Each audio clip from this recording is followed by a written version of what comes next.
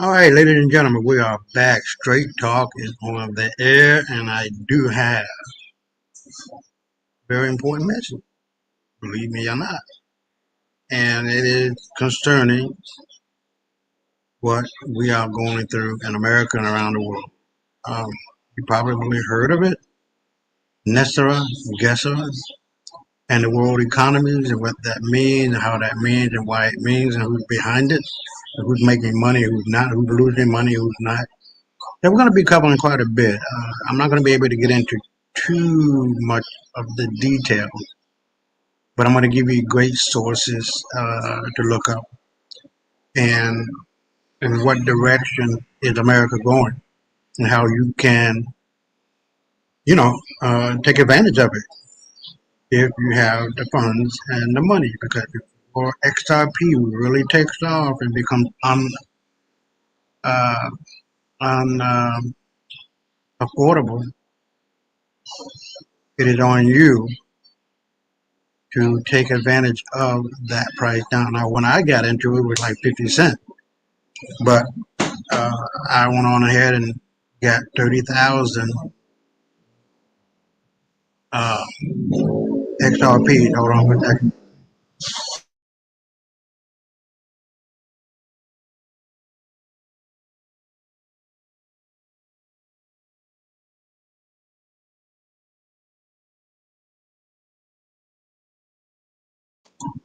I really hate that motherfucking, excuse my French, but a motorbike. I don't know why they don't put it on silent. But anyway, those are the kids that we have in our neighborhood coming and going. So. But anyways, tonight we're going to be covering Nessera Gestra and a couple of books, The Web of Debt, and the other one is called by Dr. Dambisa, uh, which is Dead Aid. So, and a couple other videos that really talk about um, natural gas and explaining it in the most easiest way, I guess, that can be done. And while I'm talking, I am looking for a little bit of a longer one.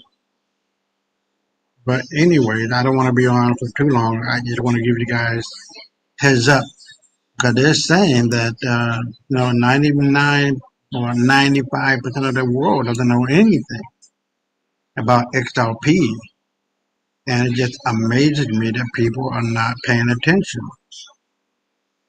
And this world is going to change. It is changing. So going into a new financial system where you will become your own bank. You don't have to wait around and you know for loan approval, for bank approval, for the other person approval, whatever the case may be. So tonight, let me go on and try to present. Okay, so let me go on, share screen.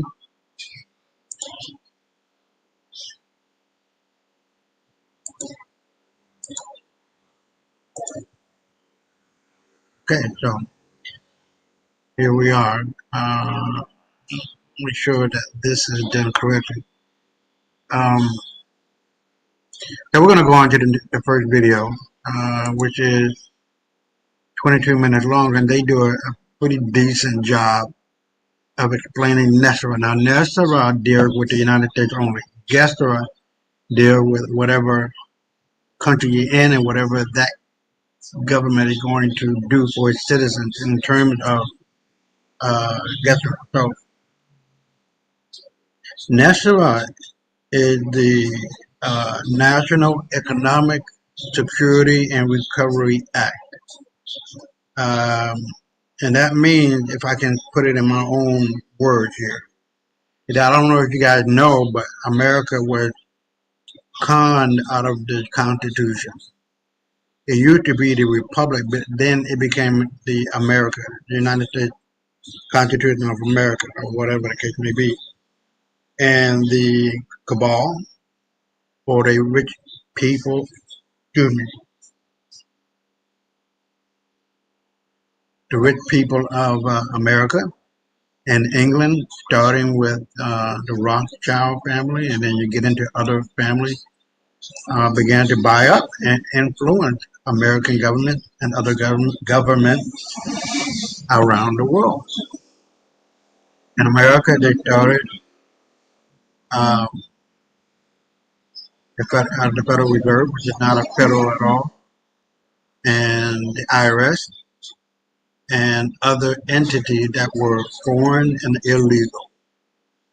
As you may know, the United States, I'm sorry, the Internal Revenue Service is not federal at all. It's just a collection service for the Vatican and the Royal Bank of England. And so when we're paying our taxes, we're not paying for anything federal. And as you may know, it's voluntary. You see, alcohol, tobacco, and firearms, you don't have to tell the government, how much you make, how much you earned, or whatever the case may be. They're going to send you a bill. But when you are paying your income taxes, you tell on yourself, and then you get to look what little penny you're going to get back, which is really theft to the nth degree, because that money doesn't go to you, it goes to the Royal Bank of England, and then it goes to the Vatican ultimately. And so we've been hoodwinked, you guys, and our birth certificate is not for us. It's all in capital letters, and it is traded on the market worth tens of millions, if not hundreds of millions of dollars that should be coming to you based upon what I'm hearing and what I've seen in regard to NESARA, because we have been beholden to the global elite for a long time. And from what I'm understanding, Trump has just ended the evil cabal. And whatever monies that he went around the world to collect all the gold that belonged to the United States of the Republic of America, however it may go, is coming back to our pockets more so than other countries, because America has been the military arm of the triangular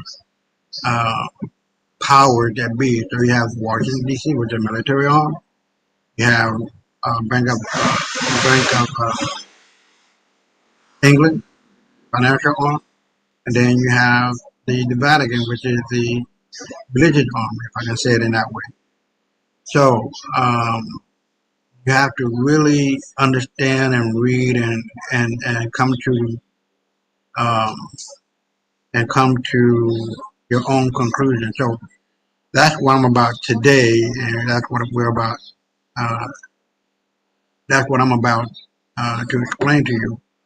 But it's on you to become aware of what is going on and being in a position to, take advantage of what is happening. Our whole financial system by the end of the year will be changed. If you have your money in your bank, and that fiat money is going to be changed and going to be taken out. You're not going to have any money. Take it out, buy gold and silver with it, and hold it within the framework of that stable metal. Okay, and we're going to see from why I bought it, 50 cents per XRP.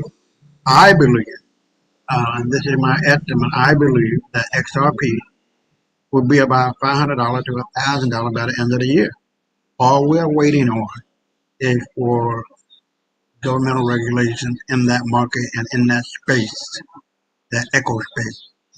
So without further ado, I'm going to go to our first video, and then I will be right back.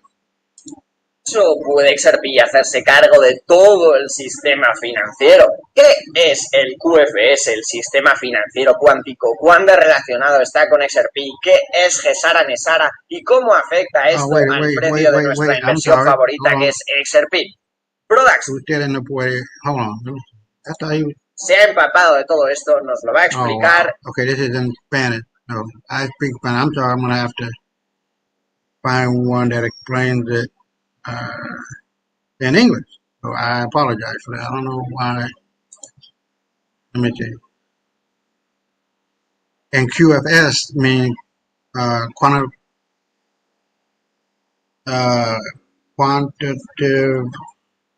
financial system, qualitative financial system, something like that. But let me see where we're at. So we can get right to it. Okay. So uh,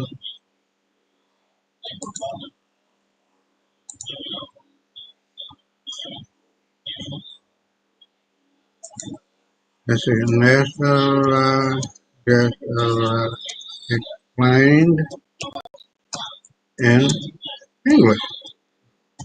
Hold on, people. We'll get it done. Okay.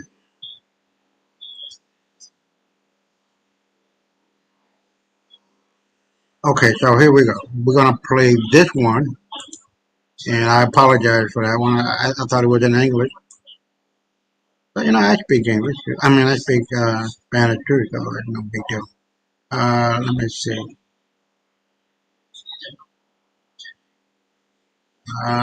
Which one do I really want to do here?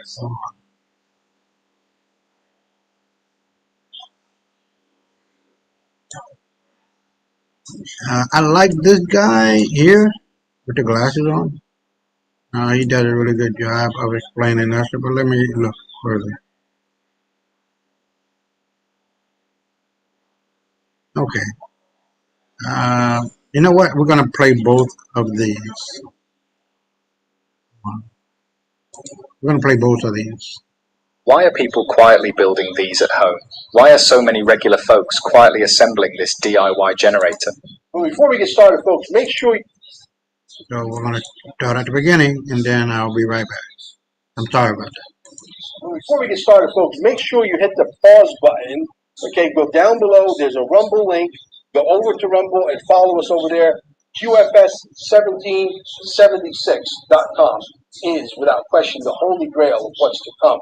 Okay, T-shirts. You got to get yourself decorated. This way, people will ask you, "What is XRP? What is the quantum financial system? What is this? What is that?" And you send them where? The QFS1776.com, where they need to immerse themselves, because we're going to burn down this system down to the ground, and out of the ashes will rise the phoenix. There will be nothing to go back to. Believe me when I tell you that. Also, our Telegram groups down below. You want to learn what's coming and you're sort of a little scared? I understand. Believe me, I was there too at one point. And if you need more than $10,000 worth of XRP or $1 million worth of XRP, you come see me. Send me an email at QFS1776@gmail, and we'll get you as much as you want. Gold and silver. Welcome to CarminesGold.com. Don't waste not even a second looking. Cheaper prices just don't exist. How important is it for you to own gold and silver right now? What does it mean to me personally? There's an economy that's about to crash beyond what words can explain. In 5 words, I'm going to educate you on gold and silver. Are you ready? You need to own some. Simple. 3 years ago, August 2020. So a lot has happened since then. Watch this. NESARA GESARA, a law that would change our lives. Have you guys heard of this thing? So apparently there was a law that was supposed to be enacted that would return us to the gold standard. The law was supposed to take effect several years ago now. And so I happened upon this article, and it kind of points towards all these hints that could have, would have, should have brought us back to the gold standard many, many years ago. Now, I know some of you guys might think, okay, this is a little too conspiratorial for me, so I would suggest maybe don't watch this video if that's not your thing. Although after going over some of this stuff, I did find it quite interesting. And yes, guys, there is an XRP connection to this as well. So I'm going to get to that in a sec. First off, I want to go over what this is for those of you guys who just don't know. This article states, I will start this broadcast with a clip from President Trump about Justice John Roberts. And so here's the clip here, guys. It's embedded within this article. I'm not going to play the full thing for copyright reasons, but I am going to play a portion of it for you guys here. Then we're going to talk a little bit about it. So this is President Trump on Chief Justice Roberts. I'm going to put in a major complaint, because you cannot win if you're us a case in the Ninth Circuit. And I think it's a disgrace. This was an Obama judge. And I'll tell you what, it's not going to happen like this anymore. So Trump is calling Justice Roberts an Obama judge. What does that mean exactly? Well, Roberts rebukes this comment, saying we do not have Obama judges or Trump judges, Bush judges or Clinton judges. What we have is an extraordinary group of dedicated judges doing their level best to do equal right to those appearing before them. Well, Donald Trump retorts, sorry, Chief Justice John Roberts, but you do indeed have Obama judges, and they have a much different point of view than the people who are charged with the safety of our country. This from back in November 2018.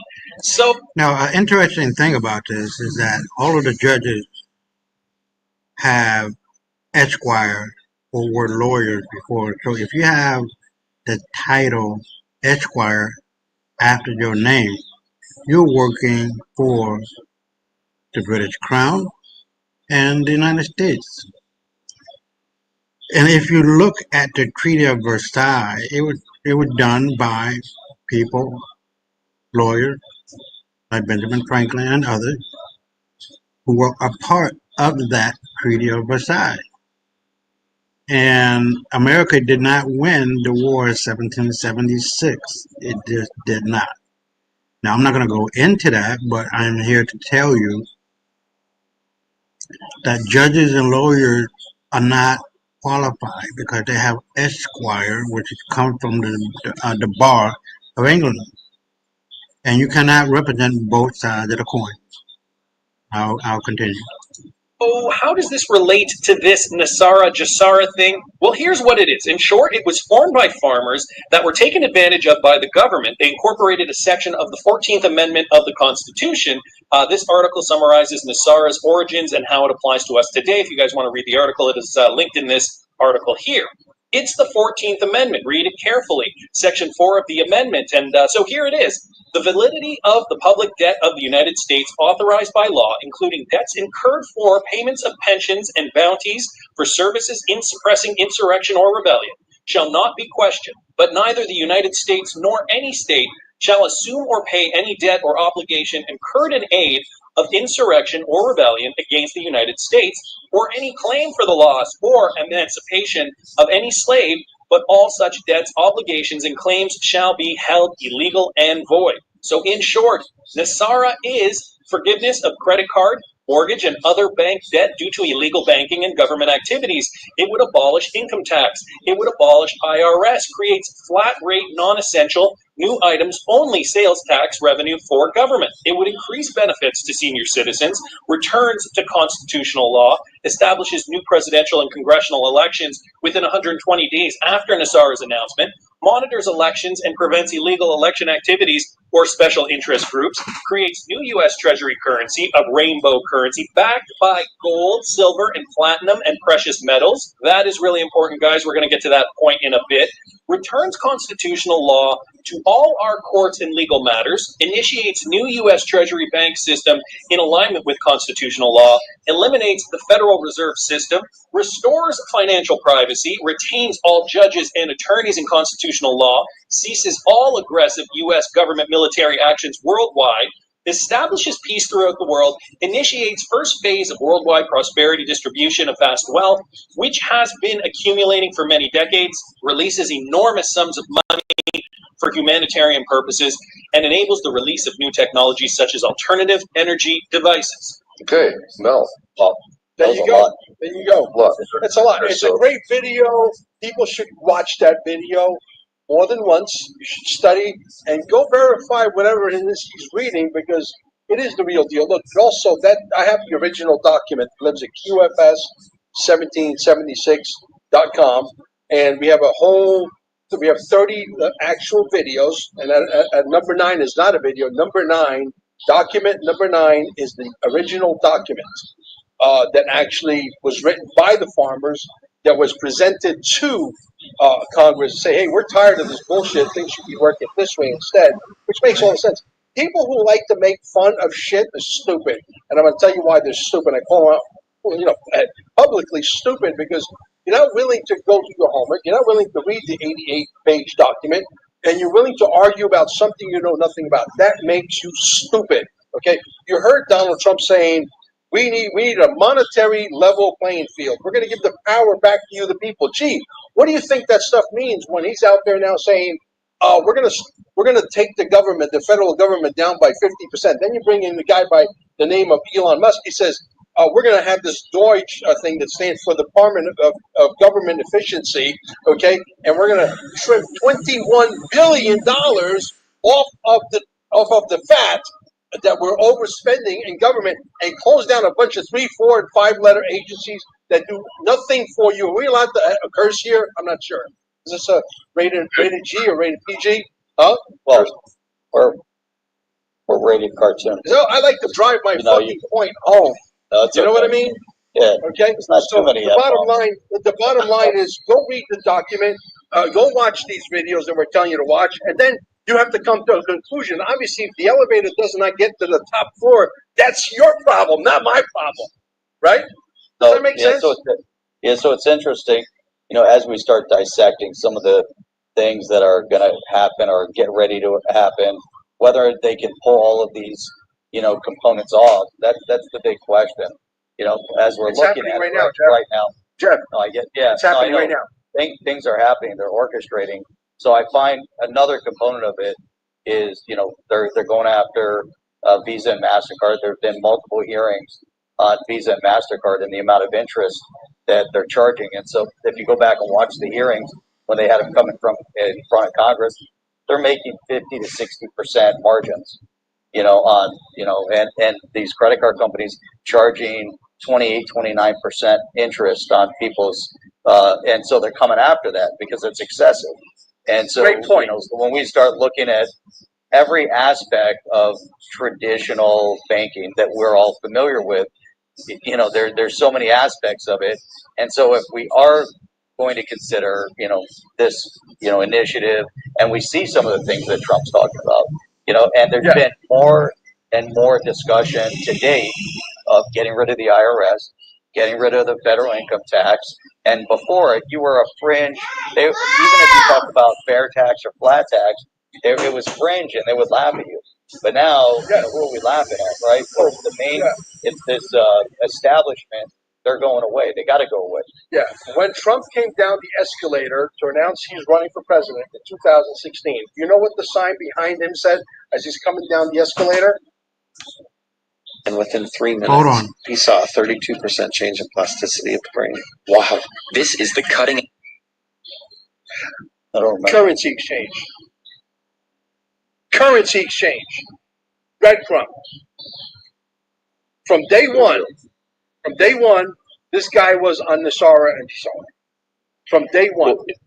Okay. Well, the other thing too, here's the other thing too, Mel, is when you think about what Trump said, he says it's going to be a golden age. It cannot be a golden age with the debt-ridden instrument we have called the Federal Reserve. We cannot borrow a dollar and then He's have going to tell the Federal Reserve to fuck off. We owe you $35 trillion, right? We're not going to give you none of it. Zero. I had an argument with a buddy of mine. He's like, I'd like to see it's never going to happen. The political winds are going to interfere. I'm like, no, man, you don't understand. This is not Trump's first time. This is the second time. He's lined up the dream team. He's putting people into position to make this happen. And what people are all freaking out about Gary Gensler. It's like, you passed the FIT 21. It passed the House. You passed in the Senate on day 2. Guess what? The SEC is hamstrung. You can't do jackass stuff. And people are talking about, well, you do this. No, man. Pass the FIT 21. It's over. And there's a reason he had Andrew Jackson's portrait hanging on the Oval Office. Andrew Jackson got rid of the second central bank, right? When the charter ran out, 20 years, gone. Why do you think that blueprint is? You don't think that's a breadcrumb? He's telling us how it's going to go? Of course it is. Of course. Yeah. Now, check this out. There's another video here. Just real quick, and this factors into it. Chad is saying, why are we borrowing money if we can just print it? Bukele came over here, spoke in front of CPAC, and told everybody why. He said the fact that and we're even paying taxes, it's all fiction because they're just printing money. So if they can print money into oblivion, why are they collecting taxes? Your taxes because they're a bunch of thieves. One explanation. They're just taking money from people. Yes. We're paying tax upon tax upon tax. And Right. there's so many elements of it, and it's all coming to a head right now. All of Absolutely. this stuff I'm glad you see this. It sounds like you're waking up, Jeff. Congratulations, brother. Jeff's not waking up. Jeff's always been there. What are you talking about? The difference is, like Jeff said, if you said this 6 months ago, you were a kook, you were a nut job, right? If you said that you were be exactly right, you're a nut job. Because the science, you said that we didn't go to the moon. Oh my God, you're crazy time. And if you said Trump did not go to the moon, what do you be like? What a conspiracy theorist. But what's happening is there's a transformation. There's a reason that in the NFL and the soccer field of the world, they're doing the Trump dance. Why? Because they can. They couldn't do it 3 weeks ago, but they can now, right? they love it. Trump is loved on a global scale. Correct. Globally. And if your People audience love wants to follow me, if your audience wants to follow me, it's very simple. Go to QFS1776.com, and at the top of that website, you'll see all these icons, and those are most of, not all of, but most of our social media, like YouTube, Rumble, and so on, Telegram. And also, in the details, guys, if you go to the details, the second line says follow Mel Carmine. There's a link there that has all of the links in there. Okay, so go ahead and click on that link. That's another way to follow. So it's all there. And I'm going to go ahead and post this. I'm going to post that link in there too to follow Mel. Mel, what do you think of this? This kind of, there's two comments, all in the same kind of string here. Sure. But Jim is saying the global cabal is forcing Biden to resign. We still see, bizarre things coming out of the White House, and give POTUS to Kamala.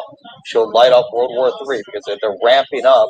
We're seeing an escalation of conflict, with Russia and Ukraine, and there's more report coming out. I'll answer that. A Polish MP just came out and said that there's lots of money funneling from Ukraine back into the Democrat Party over here. Yeah. And so here, so this is Jim Diaz commenting on that. Yeah. And then here you have Visual Vendetta saying the only thing that might stop this bull run and everything that Trump wants to do is World War III. Not going to happen, I don't guys. think I also believe it's not, but I want to get your I'm going to tell you. First of all, she had what's called a go fast button.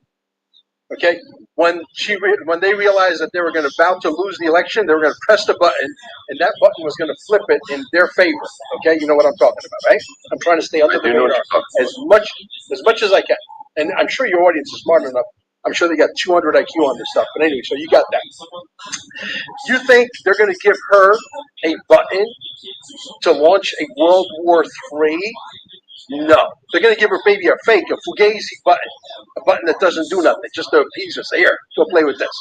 Okay? When she goes to press it, the same thing will happen because they rewired that thing and nothing happened.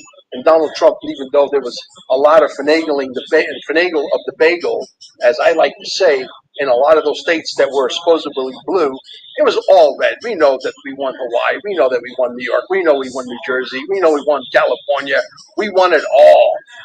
Okay? This is all nonsense. There's another video here called Trump Wants to Eliminate Income Taxes. Gee, I've been talking about that forever. Okay? And, there are people saying, hey, I called the IRS because they're auditing me, and they don't realize they're being audited by a law firm posing as the IRS, and they're on the phone, press this for this, press it for that, and through all the hoops, okay, only to be put on hold for an hour and 40 minutes, and they've done it 5 times, 6 times, 7 times, and at the end, they get hung up on, which means nobody is home. We've showed all the videos of the sandbags and the fences in Washington, D.C., in Maryland, ginormous buildings with like 2 hectares of land of parking spaces, right?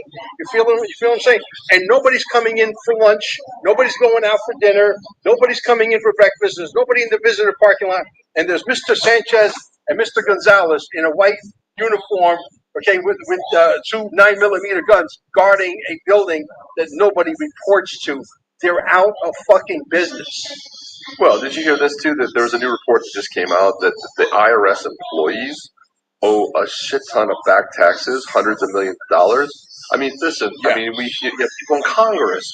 Jeff, you know what I'm talking about. People in Congress that owed tens of millions of dollars, never paid their debt. So this. All right, ladies and gentlemen. Let me go back here. Oh God, let me see. I wasn't supposed to do that, but hey. Hold on. Hey, we got one person here. Who's here? Who's here? Please leave a comment. Let me know who you are.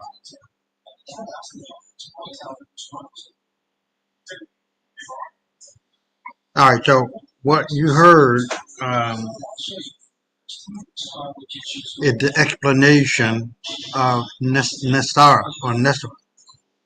We have gone from maritime law to land law. Maritime law under the U.S. Constitution of America is dead and gone. I hate this, really do. And now land law. So this is where we should have been since 1900, and it was all changed and roughshod, I guess, or taken over by the evil cabal. And as a side note, hey, brother Willie, I really appreciate you being here, man. I really do. As a side note, this is what John F. Kennedy was trying to do: legalize real money for gold and silver instead of having the rich families and banking cartels throughout the world, and in particular America, running everything. And he would kill for it. Now, if you may know, the person who started Q was Abraham Lincoln and his vice president Hannibal Hamilton. And to make a long story short, there are quite a bit of parallels between the death of Lincoln and the death of John F. Kennedy. So, this book's been done about it. You can look for it on YouTube and all of that. But I would highly recommend that you guys do that. But please, as we move forward in this discussion, that you guys take it upon yourself to really take what I'm saying seriously, because as black people, not too many, even white people, but I'm speaking specifically for my people, we're somewhat behind the 8 ball. Not too many of us know about stocks, bonds, commodity futures, options, and so on and so forth. Now, for me, my forte is stocks. I do not like, the other things that I have just mentioned, commodities, options, the whole nine. I can do corporate bonds and bills and notes and stuff like that. But outside of that, my thing or my specialty has always been stocks. So with that being said, we really got to be on the up and up. There are a lot of black people who are aware of XRP, of Ethereum or Bitcoin and so on and so forth. But we have to understand why XRP. XRP in this new ecosystem or financial economy we're going into can handle tens of trillions of dollars, hundreds of trillions of dollars, maybe and perhaps even quadrillions of dollars, we get to that point, in a matter of less than 1 second. Now, what does that mean? It means that instead of using PayPal or using Zelle or using whatever, you have the ability to be your own bank. You don't have to pay any transaction fee, like I do on PayPal, or like a lot of people do on other money transfer systems. So and you can settle a debt quickly and efficiently, knowing that on the blockchain that the person that's going to get it gets it. There's no cheating. There's none of that. So you'll be your own bank. But what's more important is that this XRP will be the standard, along with what do they call that coin? Stable coin, RLUSD. And so people talk about central banking, CBDC, central banking digital coin, or something like that. And that's important. But I really want our people to get into XRP because if you get locked out because the price is too high, right now it's $2. For $1,000, when I bought it, you could have bought 2,000 shares, 2,000 coins. All you need is 1,000 coins to really make millions of dollars. Now I got 30,000 coins because I had it like that, and I'm not going to miss out on this opportunity. So it's not like I bought it and I don't have any more access to my money. So I'm going to put in the chat what I think this is right.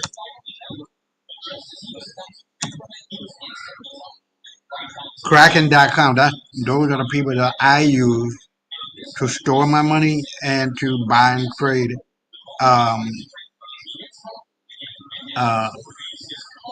crypto market. So, and I'm not only in XRP, but I am also in Flare. So there's a brother on YouTube his channel is called Digital Hustle Network. Let me put that in.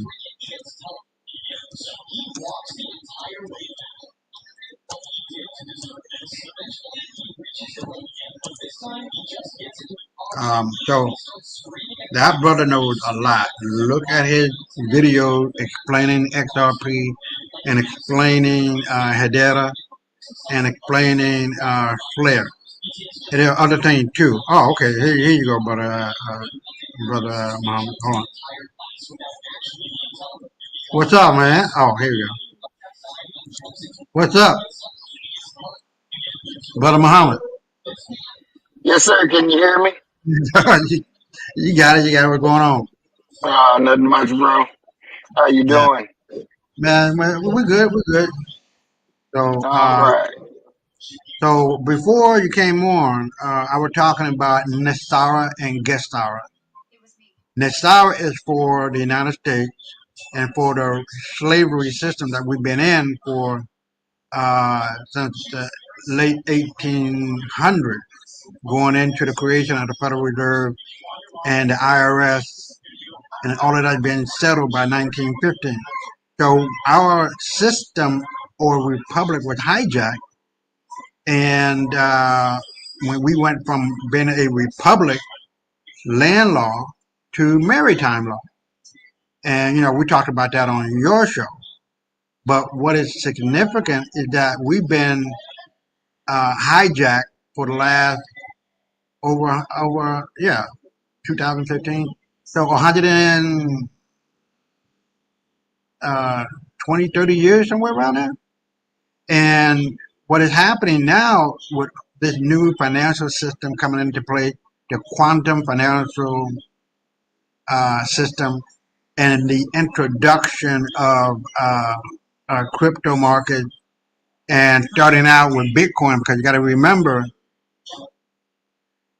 after the market crash, the housing market crash of 2008, that's when it really kicked off.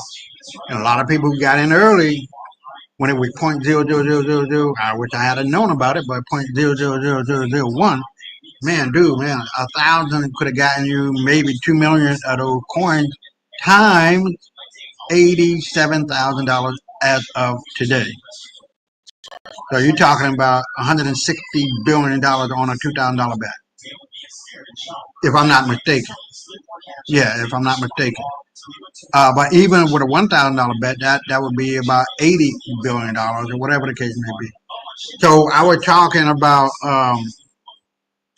what we've been talking about, you and I and Cassie and Brother Don that be on the show sometimes, is that the position that you can have right now, because once it gets out of sight, $10, $100, $1,000, a lot of people are not going to be able to afford that. And they're going to look back and say to themselves, wow, I could have gotten in way, way before when it first started. I think we're going for like 10, 12 cents per coin. Then when I got into it, it was 50 cents per coin. I'm not going to miss it. I thank God for Sister Cassie, and let me know about it. And then I wasted no time, and that's how I do. I wasted no time in buying it. So I'm sitting here with 30,000. Man, look, at 1,000, that's 30. Yeah, that's $30 million. At 10,000, that's $300 million. And at, if I'm not mistaken, at $100,000, that's $30 billion, somewhere around it. But I'm not dreaming like that. You know what I mean? I would be happy with $30 million. At 1,000, I think 1,000 would be, yeah, that would be a 30 million. So I'll be happy with that. I'll be kind of mad if it goes higher than that, but you know how it goes. So we are going into the second video, Brother Maurice, and this is a book. These are two books that I read. Dead Aid by Dr. Dan Bisa. That's going to be played after the first one, and the first book that this was like a long ago. The first book we're going to be covering is by Ellen Brown, Web of Debt. Now, in that book, man, I'm going to find it because I got my Kindle not on this new computer, but on the old one, and on my phone. So I'm going to find this guy who beat the bank and got his house for free. You can use that as a legitimate case law and file your complaint against the bank, whoever is funding your mortgage, and win. No bullshit, and win. And the thing is that a lot of people don't know about it. The bank does not have fucking money to be lending out. They don't. And this is the reason why we're going to see the eradication of banks, of savings and loans, of what they call those when people join, it's like a community, whatever. You know what I'm trying to say. So without further ado, I'm going to play this one. It's not long. A lot of these are not long. This one is 27 minutes. This one is for Web of Debt, 9 minutes. This one, 4 minutes. And this one is the International Monetary Fund and the World Bank explained in 1 minute and what damage it does. But in the first two, they're going to be talking about what that means and how that means and why it means and who it means. So without further ado, we're going to run this one with Ellen Brown, who wrote the book Web of Debt. I would highly recommend people to find it on excellent book. It was hard for me to put down, to buy it and to read it. So I'll be right back. 10 minutes long, and I'll be right back. Abduction, captured by the debt spider through a network of anonymous financial spider webbing. Hold on, I'm going to start it again because I don't think you guys can hear that. Hold on. I'm going to turn on my speaker, so hold on.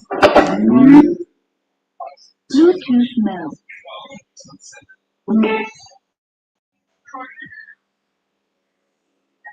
Let me back this up.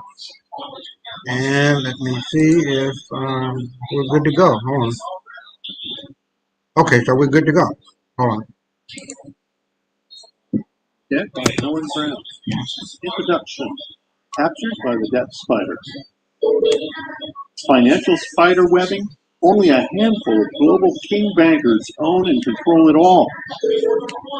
Enterprise, state and foreign countries all have become slaves, chained to the bankers' credit rope. Hans Schick, The Death of Banking, February 2005. President Andrew Jackson called the banking cartel a hydra-headed monster eating the flesh of the common man. New York Mayor John Hyland, writing in the 1920s, called it a giant octopus. It seizes in its long and powerful tentacles our executive officers, our legislative bodies, our schools, our courts, our newspapers, and every agency created for the public protection. The debt spider has devoured farms, homes, and whole countries that have become trapped in its web.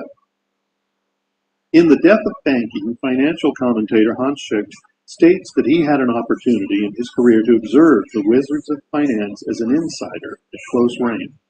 Their gain, he says, has gotten so centralized and concentrated that the greater part of U.S. banking and enterprise is now under the control of a small inner circle of men.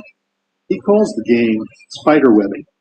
Its rules include making any concentration of wealth invisible, exercising control through leverage, mergers, takeovers, change shareholdings, where one company holds shares of other companies, conditions annexed to loans, and so forth.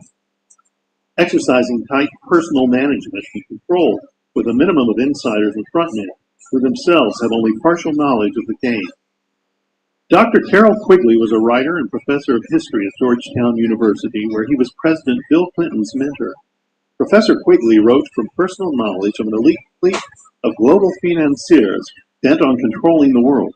Their aim, he said, was nothing less than to create a world system of financial control in private hands, able to dominate the political system of each country and the economy of the world as a whole.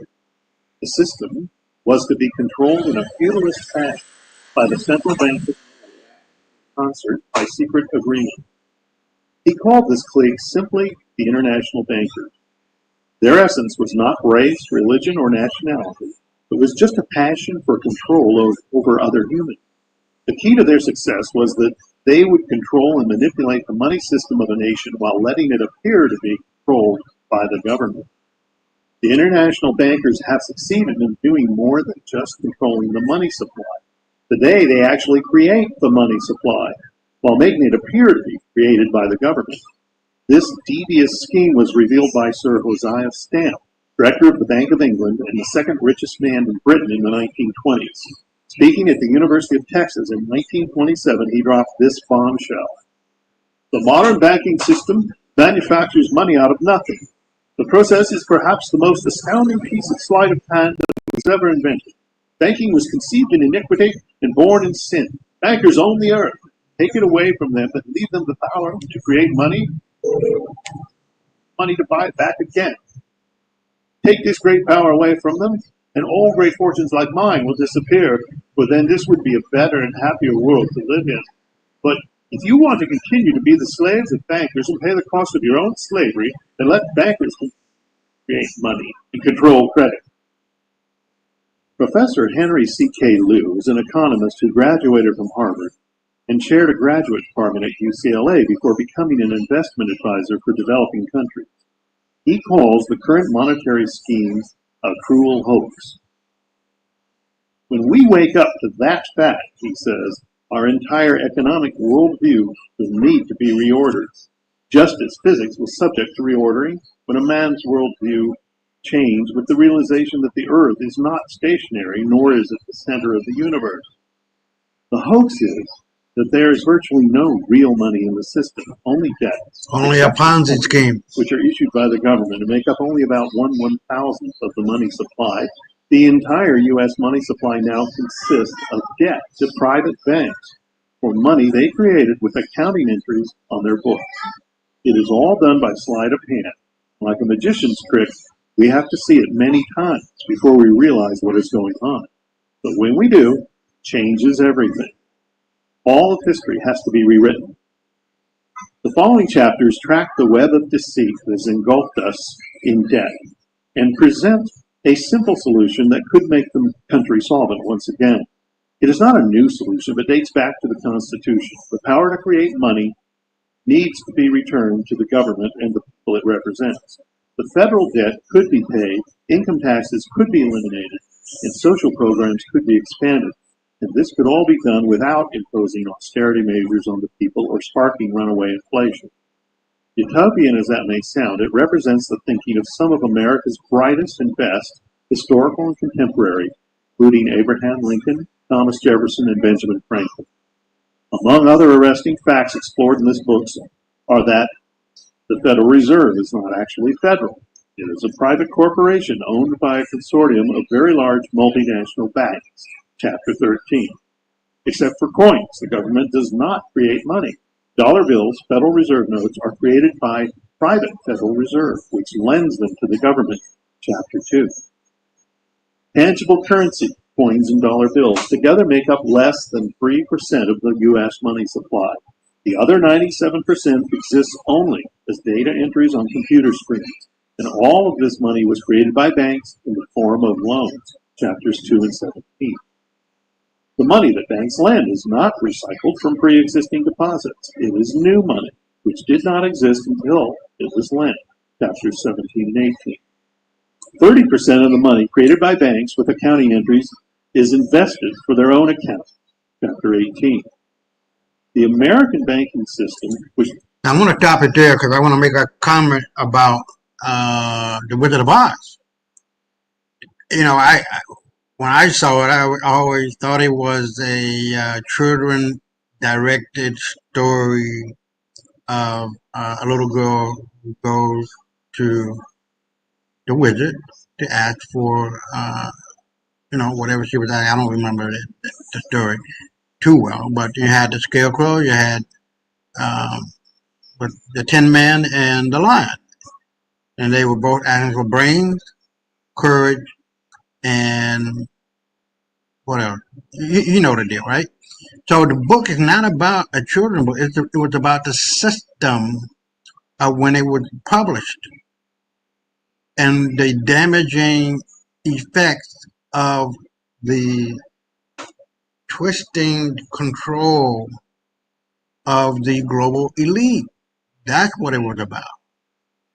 So if you go back and you look at the Wizard of Oz, you will see that Oz was nothing but the banks and the Federal Reserve and the IRS. These are all fake entities blowing smoke up our asses since they started. I rest my case. That's what it was about. One-time extended productive loans to agriculture and industry has today become a giant betting machine.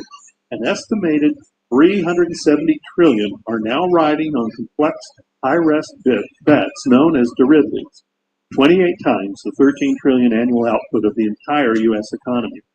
These bets are funded by big U.S. banks and are made largely with borrowed money created on a computer screen. Derivatives can be and have been used to manipulate markets, loot businesses, and destroy competitor economy, chapters 20 and 32. The U.S. federal debt has not been paid off since the days of Andrew Jackson. Only the interest A long gets time. paid, while the principal portion continues to grow, chapter 2. The federal income tax was instituted specifically to coerce taxpayers to pay the interest due to the banks on the federal debt. If the money supply had been created by the government rather than borrowed from banks that created it, the income tax would be unnecessary, chapters 13 and 43. The interest alone on the federal debt will soon be more than the taxpayers can afford to pay. When we can't pay, the Federal Reserve's debt-based dollar system must collapse, chapter 29. Contrary to popular belief, creeping inflation is not caused by the government irresponsibly printing dollars. It is caused by banks expanding the money supply with loans, chapter 10. Most of the runaway inflation seen in banana republics has been caused not by national government overprinting money, but by global institutional speculators attacking local currencies and devaluing them on international markets, chapter 25. The same sort of speculative devaluation could happen to the U.S. dollar if international investors were to abandon it as a global reserve currency, something they are now threatening to do in retaliation for what they perceive to be American economic imperialism, chapters 29 and 37. There is a way out of this morass. The early American colonists found it, and so did Abraham Lincoln and some other national leaders. The government can take back the money issuing power from the banks, chapters 8 and 24. The bankers' Federal Reserve notes and the government's coins represent two separate money systems that have been competing for dominance throughout recorded history. At one time, the right to issue money was the sovereign right of the king, but that right got usurped by private money lenders. Today, the sovereigns are the people. The coins that make up less than 1/1000 of the money supply are all that are left of our sovereign money. Many nations have successfully issued their own money, at least for a time, but the bankers' debt money has generally infiltrated the system and taken over in the end. These concepts are so foreign to what we have been taught that it can be hard to wrap our minds around them. But the facts have been investigated by many reliable authorities. The site of Robert A. Hempel, credit manager of the Federal Reserve Bank of Atlanta, wrote in 1934, "We are completely dependent on the commercial banks. Someone has to borrow every dollar we have in circulation." Okay, so I'm just now seeing this one. We're going to play this one before we go on to Sister Dambisa, Dr. Dambisa, which is right here. So this one I'm just now seeing. I have not seen it, so I'm going to be watching it just as closely and as new as you guys. So I haven't seen this one. So it's 17 minutes long, and let's get at it. Right? Hold on, let me see if somebody here. Brother Muhammad, you got something to say? No, sir, I don't. You got it. Hold on. Let me mute my mic. Go ahead. No, I'm good. I don't have anything to say. I'm just listening. Oh, okay, cool. So let me go on to the next video because it deals with we owe trillions of dollars. Well, who the fuck we owe trillions of dollars to? It's been a Ponzi scheme all the time. The IMF, World Bank, banks in general, savings and loans, you name it, are all in on taking our wealth. So let's get right to it, and then I'll be right back. Did Harvard University just find a way to restore crystal clear 20/20 vision without glasses? Hey there! Ever seen the news say the government is blowing billions on something ridiculous while the country is drowning in debt? People got furious and panicked. Now, I don't want to cut the video, but I do remember when certain companies were doing business with the government and they were buying toilet seats for $500,000. Now, you know, if you want to do business and rip off the government, just be a corporation. They're selling nuts and bolts for thousands of dollars a piece. Toilet seats for $500,000. It was a long time ago, so but I'm just bringing that up. Let's go. But do you know that almost every country on earth has debt? India, Germany, Switzerland, Qatar, you name it. Even big rich nations aren't safe from debt. Japan owes twice its entire economy. And the US? A cool $36 trillion debt and still counting. Sounds crazy, right? So have you ever wondered why are countries in debt? Why don't they just print unlimited money? Is debt really that bad? And if countries owe money, who are they borrowing from? And can a country be debt-free? So in this video, we'll talk all you need to know about debt. Let's get started. Section 1. What is national debt? If we mention a country's debt, we call it as national debt. National debt, also called public debt, government debt, or sovereign debt, is the total money a federal or central government owes. Just like people take out loans when they need money, governments borrow when they spend more than they earn. But instead of borrowing from a single bank, countries get loans from various sources, like other nations, big financial institutions, and even their own citizens. National debt only includes federal or central government debt. So U.S. national debt only includes U.S. federal government's debt, but it does not include local or state debt, like California or Texas's debt. Yeah, states or provinces can take debts for their own, which is different from federal or central government debt. National debt also doesn't include American citizens' personal debt, like credit cards, student loan, or mortgages. So now you've understood what national debt is. Your next question is, why do countries borrow in the first place? We'll cover that in the next section. Section 2. Why do countries borrow money? Why do governments need to borrow money when they can just print more money? Well, when the government prints money mindlessly, they think they have unlimited money and will spend recklessly, flooding the economy with cash. This will cause hyperinflation, makes prices skyrocket, and crash the economy. As a result, investors and foreign countries will lose trust and think of the money as worthless as toilet paper. This already happened in Venezuela and Zimbabwe. Borrowing, however, keeps them disciplined, as debt comes with interest. This forces governments to manage their money more responsibly, as they need to repay the debt. If you want more explanation, check out my other video, Why Don't We Just Print More Money? Link in the description. Now let's look at why governments borrow in the first place. The first reason is to cover budget deficits. A government's main income comes from taxes, but sometimes it's not enough to cover expenses. This is called a budget deficit. For example, if the government collects $3 trillion in taxes, but needs $4 trillion to fund education, healthcare, and public services, that leaves a $1 trillion gap. So what are the options? Cutting spending? That means fewer services, worse education, and underfunded healthcare. People won't be happy and will probably protest the next day. Now, you know what was interesting? I was just thinking. Ukraine is very fucking happy.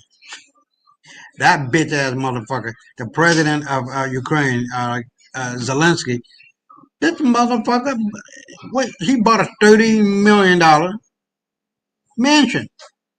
And his crony got Rolls Royces up the ass with mansions all over the motherfucking place. Now you're getting to see why this shit is so fucked up. Raising taxes? That makes life harder for everyone, and it might lead to even bigger protests. So the easiest solution is borrowing money to cover the deficit. And we haven't talked about the government corruption. Discover a simple yet brilliant hack to cool your home in just 90 seconds. It is about to change the way Second reason is to invest in growth. Borrowing isn't always a bad thing. Imagine your country needs roads, schools, and hospitals, but the government has no money and refuses to borrow. Instead of building them now, they would have to wait years to save up.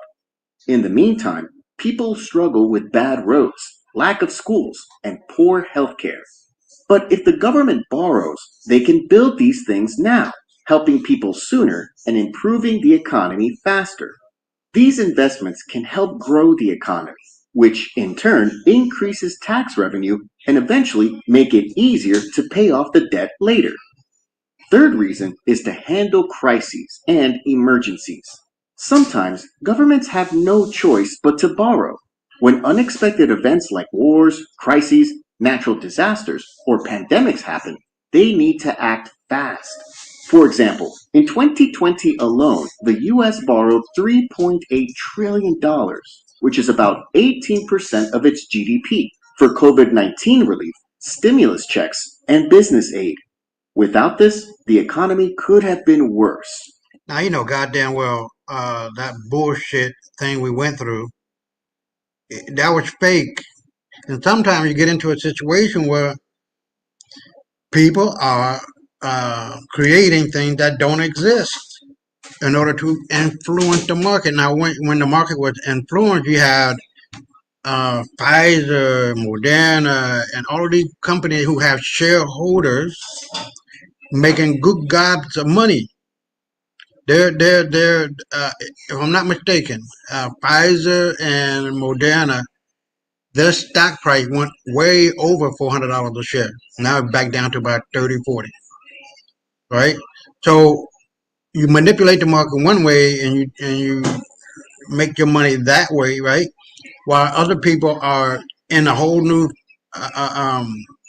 fantasy world that don't exist. They fabricated that bullshit, made it look as if it was real, and it wasn't. And the government was behind this shit. So now, when everybody is waking up to this bullshit thing we went through over the last 3 years and still going through it, then government gonna have to come up out their pocket to pay all of these people who died and who were injured or whatever the case may be, and they are doing it. They are doing it, and you're gonna see a whole lot of other people, not like normal people, but government heads. And Japan it's just recognizing the damage that was done, and they were deeply sorry. And you know how they bow and say, "I'm sorry," whatever the case may be. I don't know the culture, whatever, but the idea is still the same. The government are going to have, are going to have to pay out. The corporation are going to have to pay out. But you're talking about tens of millions, over 100. Well, in my estimation, it's just an estimation. In America, it's about 60 million people who have taken it once, twice, three times. And those corporations, Moderna, Pfizer, J&J, they're going to have to pay out the ass. And, one day you're going to be able to see, like you would probably normally say, well, have you taken this? If you did, you might be eligible for compensation kind of commercial. Same shit. Just some bullshit. So let's continue. Many more people would have lost their jobs. Fourth reason is to pay off existing debt. You're not the only one who takes loans to pay off old loans. The governments have mastered this trick better than you. So let's say a country borrowed money in 2010 with a repayment deadline in 2020. But when 2020 arrives, it cannot afford to pay it back. What does it do? Of course, take another loan in 2020 to repay the 2010 debt. And this cycle will keep going. As long as the country manages its debt responsibly, it's not necessarily a problem. But if debt spirals out of control, well, that's exactly what happened to Sri Lanka, which defaulted on its $51 billion external debt in 2022, leading to mass protests and chaos. Fifth, to control interest rates and inflation. Sometimes governments borrow money as a financial tool. Hold on. Hey everyone, I just want to mention an issue I have. I'm from a country where electronic... Not just because they're short on cash. By issuing bonds, they can control inflation, stabilize their currency, and influence interest rates. For example, when inflation is too high, governments can issue bonds to pull money out of the economy, reducing inflation. On the other hand, when the economy is too slow, governments can borrow more to inject more money into the economy and stimulate growth. Of course, it's not that simple, but that's the simplest logic. Now that we know why countries borrow money, the next question is who is actually lending them all this money? Let's find out in the next section. Section 3. Who lends money to countries? You realize that governments often take on billions, sometimes trillions of dollars in debt. And you might be wondering, which bank has $1 trillion of money? Well, the government doesn't just borrow from one source. They borrow that money from three main sources, which are domestic, foreign, and central bank. Let's break it down. First is from domestic lenders. If you don't know, you can lend your money to your own country. This is called bonds. So when you buy bonds and treasuries, you are lending your money to the government, and the government will repay you the money back plus interest. So local citizens, like American citizens, can buy U.S. Treasury bonds. And not only people, local U.S. commercial banks, like Bank of America, can also buy U.S. bonds. Some ETF and mutual funds, even some companies also... Now you can hear, look, BlackRock, and it's Vanguard, and big brokerage firm, Charles Schwab, Fidelity, you name it. They're all a part of this. Buy bonds as their investments too. Not only private investors, even government agencies can buy bonds too. This is called intra-government debt. So government agencies like Social Security in the US can use their extra money to buy government bonds in order to get the interest. So they can get more funds to provide more benefits. In fact, in March 2025, about $7.3 trillion, or 20% of U.S. national debt, is intra-government debt. Now, the second is from foreign lenders. Not only from locals, even foreign citizens and commercial banks can buy bonds, just like locals.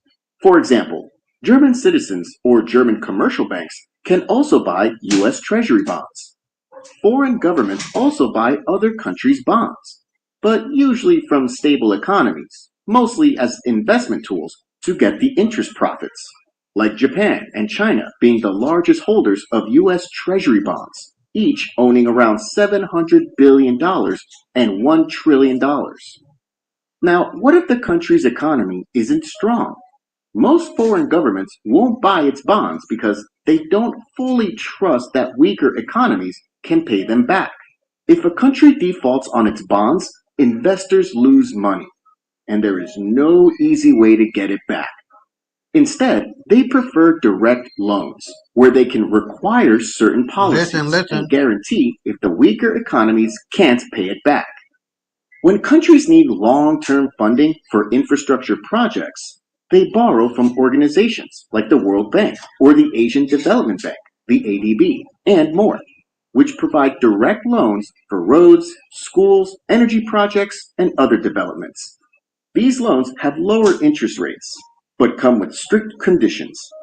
Now, what if a country is in economic chaos, broke, and no one else will lend to them? Well, they turn to the IMF, or International Monetary Fund.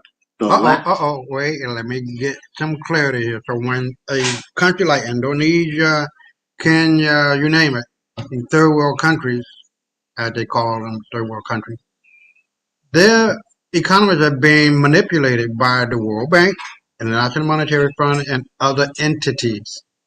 What happens when that happens?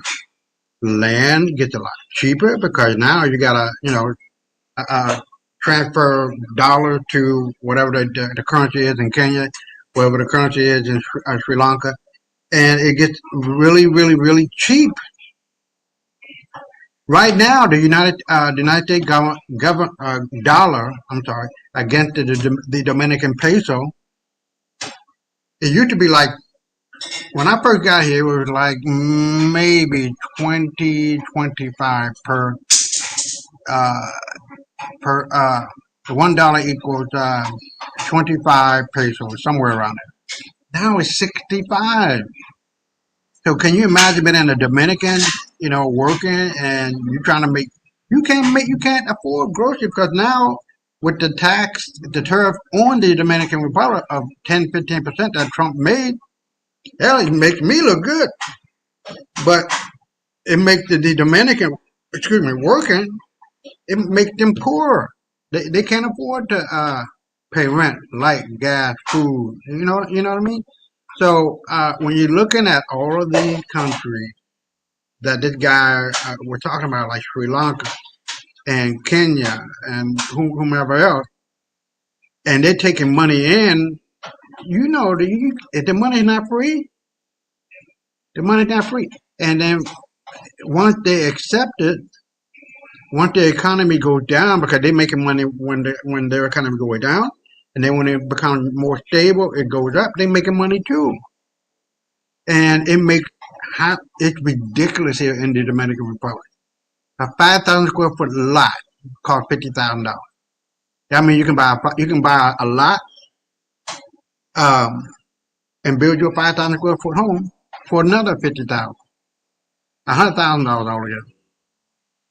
And they can finance it too.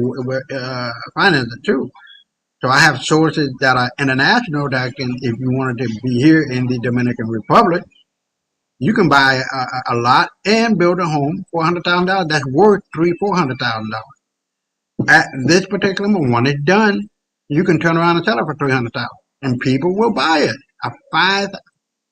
Are you fucking kidding me? A 5,000 square foot home with all the trimmings and everything, pool, all the top fixing, the roof, I don't know how you make, but you know what I'm talking about, the kitchen, the bath, all of the top amenities, and it's going to sell for $300,000.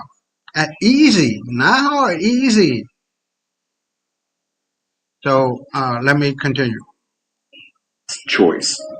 Unlike development banks, the IMF doesn't fund projects. but provides emergency loans to prevent financial collapse.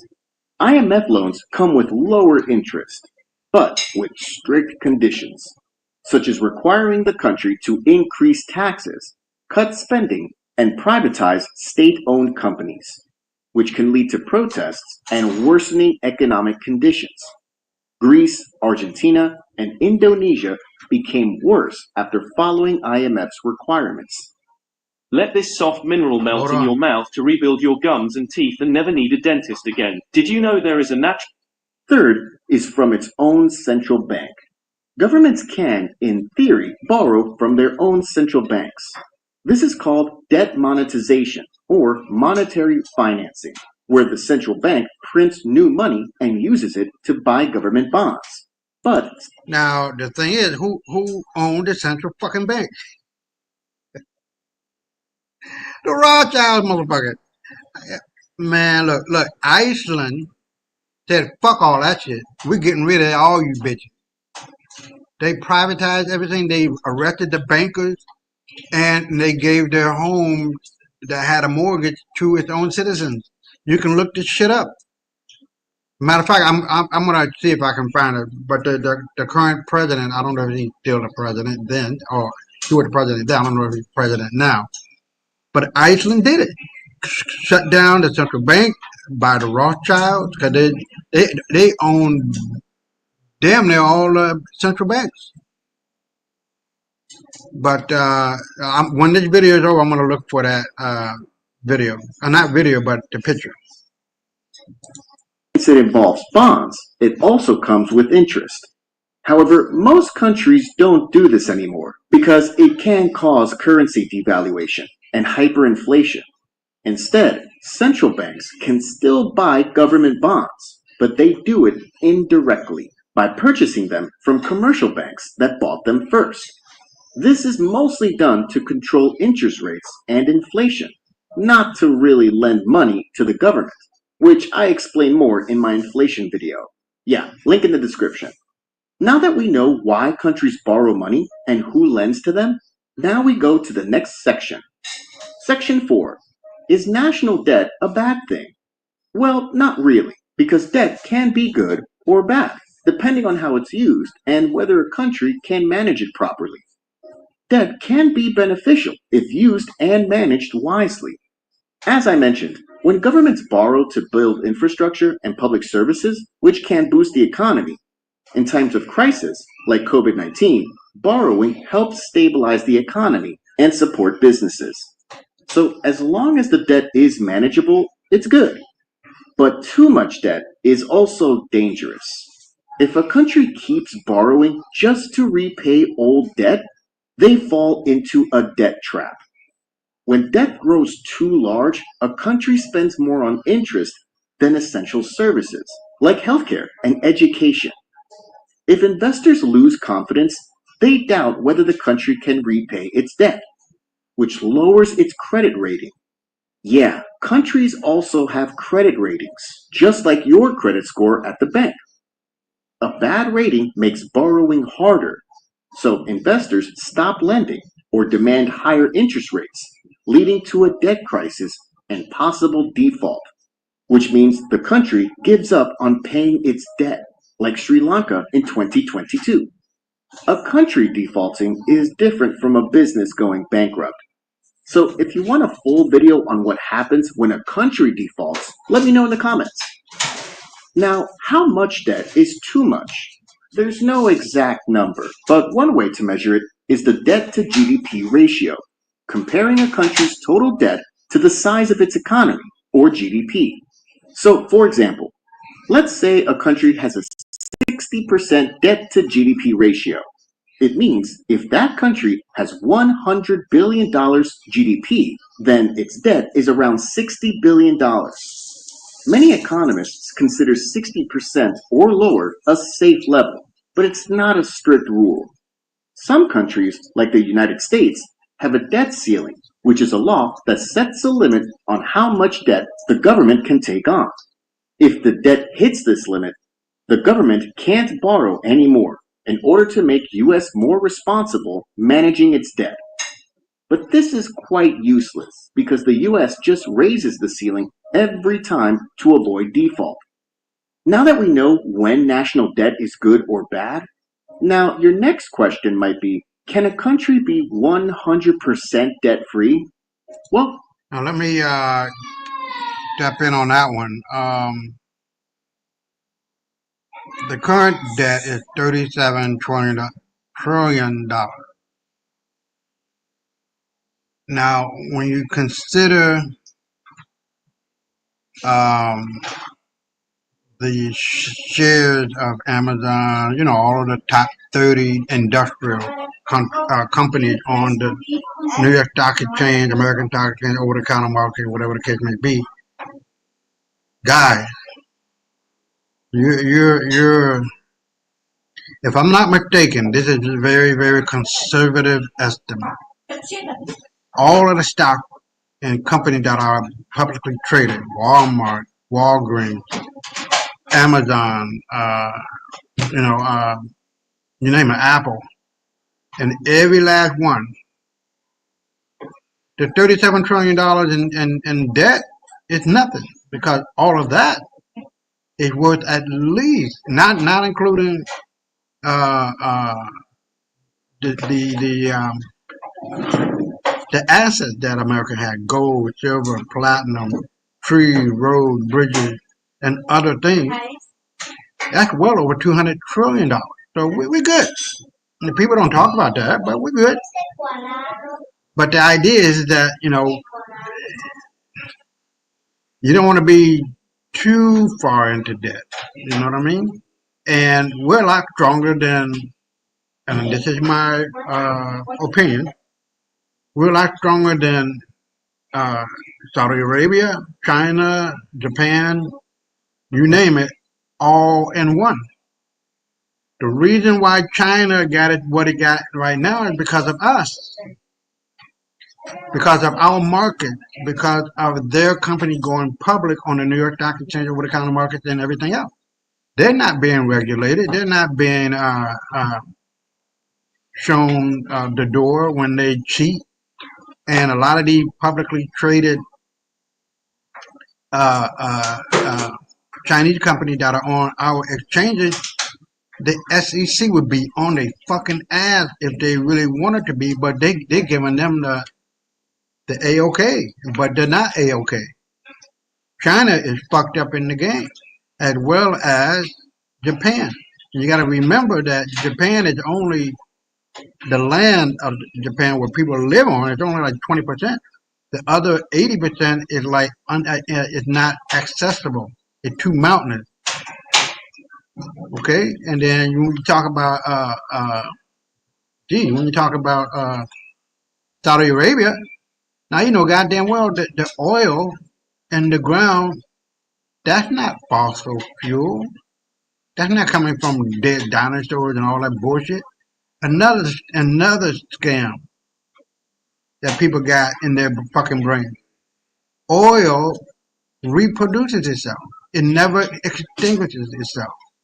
So we've been conned again. I'll continue. Let's find out in the next section. Section 5. Can a country be debt-free? Technically, yes, but in reality, almost no country is completely debt-free. And for most economies, being debt-free isn't even a good idea. So, is there a country with zero debt? The answer is none. Every country in the world has some level of debt. The closest example of being debt-free is Macau. But Macau is not a country. I think I'm going to start cutting carbs. I need to drop my belly fat. Here's the most interesting weight loss fact. It's a special administrative region of China, so it doesn't count as a sovereign nation. Macau can afford to be debt-free because it's tiny, with just around 700,000 people and an area about half the size of Manhattan. Also, Macau earns billions from casinos, even more than Las Vegas casinos. And of course, we can't just turn the entire US into one giant Las Vegas to pay off the debt. But even if a country could be debt-free, most don't even try. As I said before, if a country can manage its debt properly, debt can be beneficial for the country.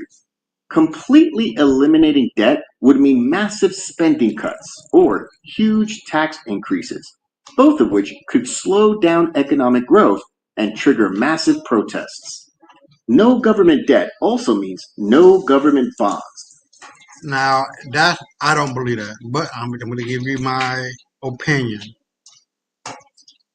When John F. Kennedy was killed, he was in on backing our dollar with gold and silver.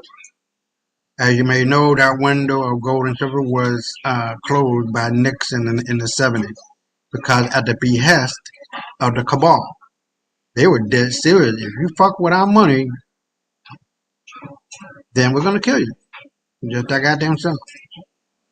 But if you look at it, when the Federal Reserve becomes federal and we have the ability to print money, not just for printing reasons, but because of internal things that need to be done. And a lot of our roads and bridges are damn near falling apart. Those kinds of things, internal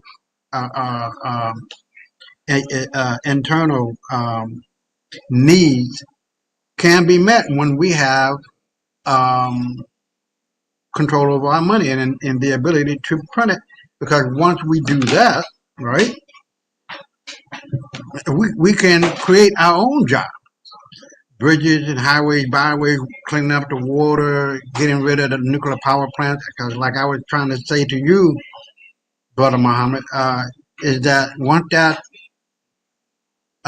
earthquake happened along the San Madrid fault, it's going to be one. We won't have no other choice but to turn inward. It's not a matter if, but when. So, buckle up, buttercup. It's going to happen. It's going to get ugly. But we'll be okay. We'll survive it. One of the things that I know about radiation is that there's a mineral called orgone, OROGONE, that can minimize radiation effects on your body. But let me continue. It's only got about a minute left. Pérate, hablando. Which would remove a critical safe investment option. Most pension funds rely on government bonds as a low-risk way to grow money for retirement.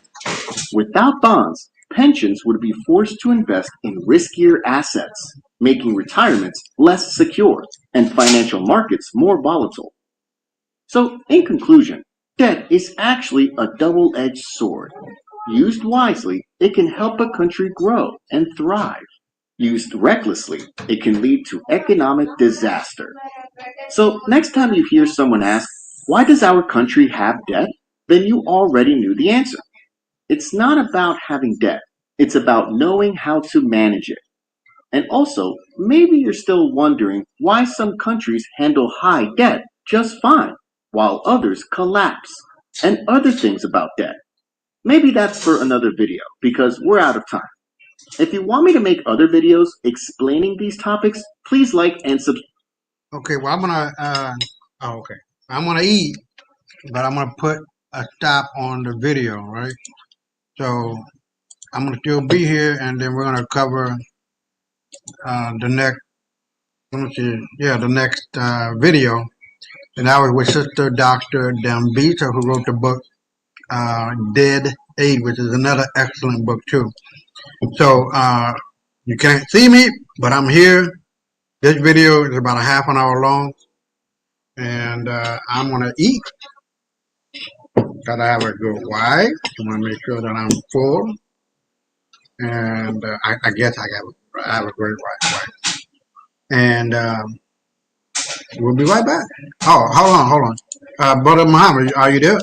You have any questions? I'm trying to do this. Yeah, go ahead. I'm here. I don't have any questions. Okay. Let's go on to the next video. That's with the sister Dr. Dambisa, who wrote the book, Dead Aid.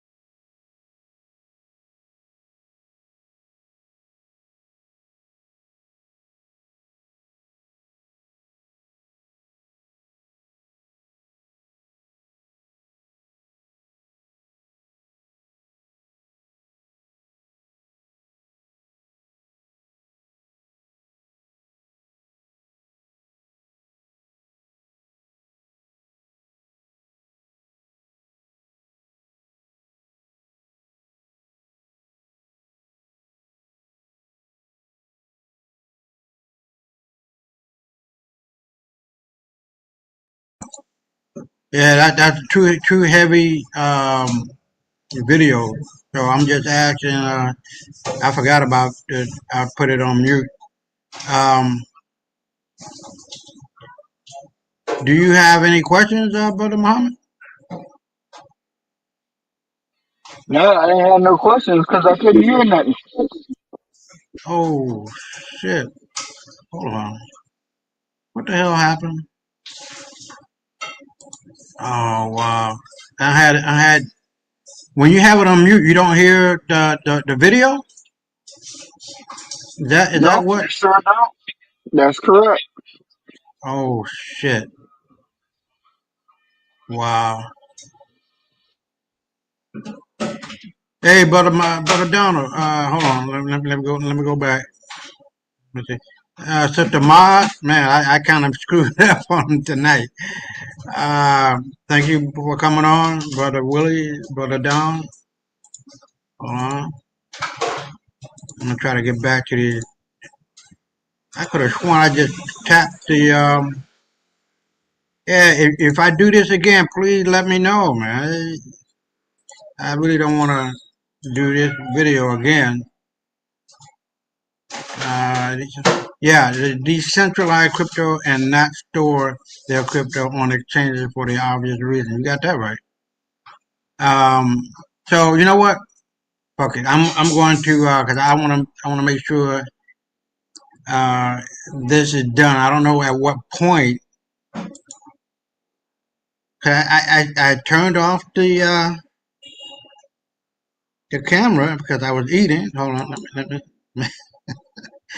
I was eating, man. But look, we're gonna go right back, and we're gonna watch it again. All right, so no problem. I want to make sure that people in the future who are watching this program, they really understand what the hell going on. I apologize for that. That was my being, my doing. So now I know, and then let's get it cracking. At what is it? No, hold on. What? It's 11 minutes. What the hell is it? Oh snap! Yeah, I did get rid of it. Hold on. Hold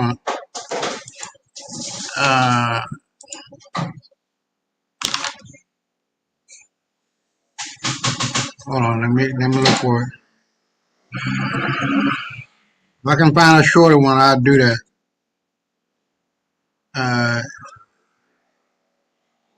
Hold on. Okay, so here we go. Dambisa Mojo. Okay, well, I'm gonna hold on because I don't want to be here for too long. So what we're gonna do? You saw the name of the video, right? So you can always come back to that. But what we're gonna do? We're gonna cut it down to just 9 minutes. Hold on. What the hell is this? Oh, okay. So this is the YouTube channel for all of her videos. So what we're gonna do? Zimbabwe's latest appalling chapter. So what we're gonna do? We're gonna play the 9 minute one. I apologize for that one. That was my fault because I normally don't do that. So let me see if I can find the original one.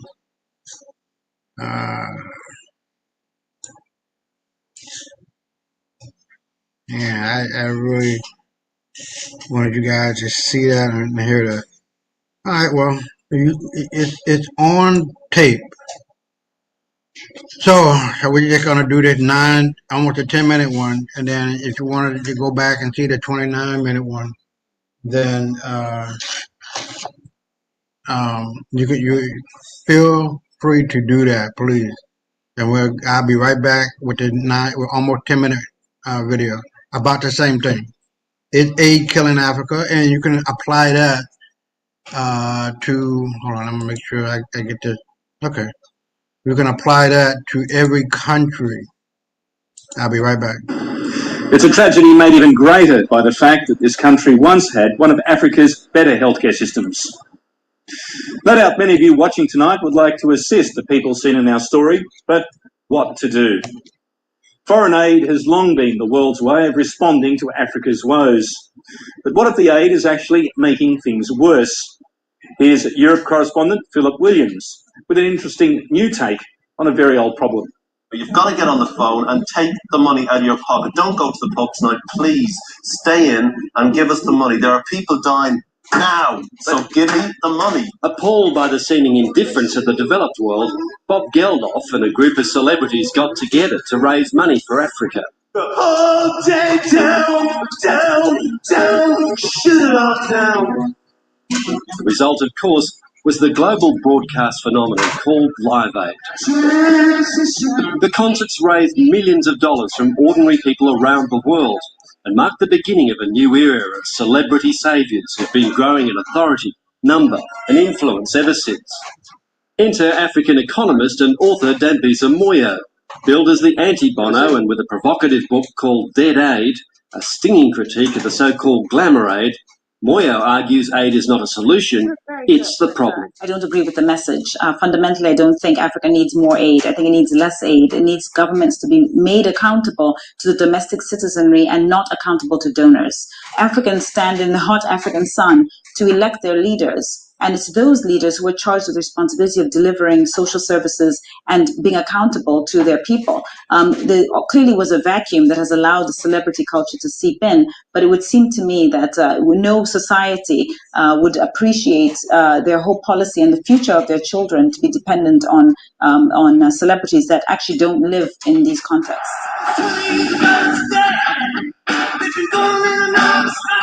In 2005, Live Aid had become Live 8, and the frontrunners, the now Sir Bob Geldof and Bono, were taking their message directly to world leaders. But for Dambisa Moyo, the rise and rise of glamour aid is only part of the problem. She's also railing against what she describes as the self-perpetuating aid industry. Basically, aid has become an industry. There are just way too many vested interests, and by and large, the criticisms that my book has been receiving are coming from those quarters, people who actually have a vested interest to see the continuous cycle of Africa in despair so that they can justify their existence. What sort of people are you talking about? I'm talking about academics. I'm talking about people from the NGO community. I'm talking about people who are policymakers and politicians who know that it doesn't work. The evidence has shown it doesn't work. In 1970, 10% of Africans lived in poverty. It's now more like 70%, in many countries as high as 85% of Africans are living in poverty at a time when the aid model has become so dominant. What's the solution? In the book, I actually prescribe that they should, with immediate effect, or in the very near foreseeable future, implement a 5-year plan where they systematically reduce aid to these countries. I would say that things like the capital markets are an easy way for countries to start to fund themselves. So, in the worst case scenario, governments in Africa should focus on getting ratings.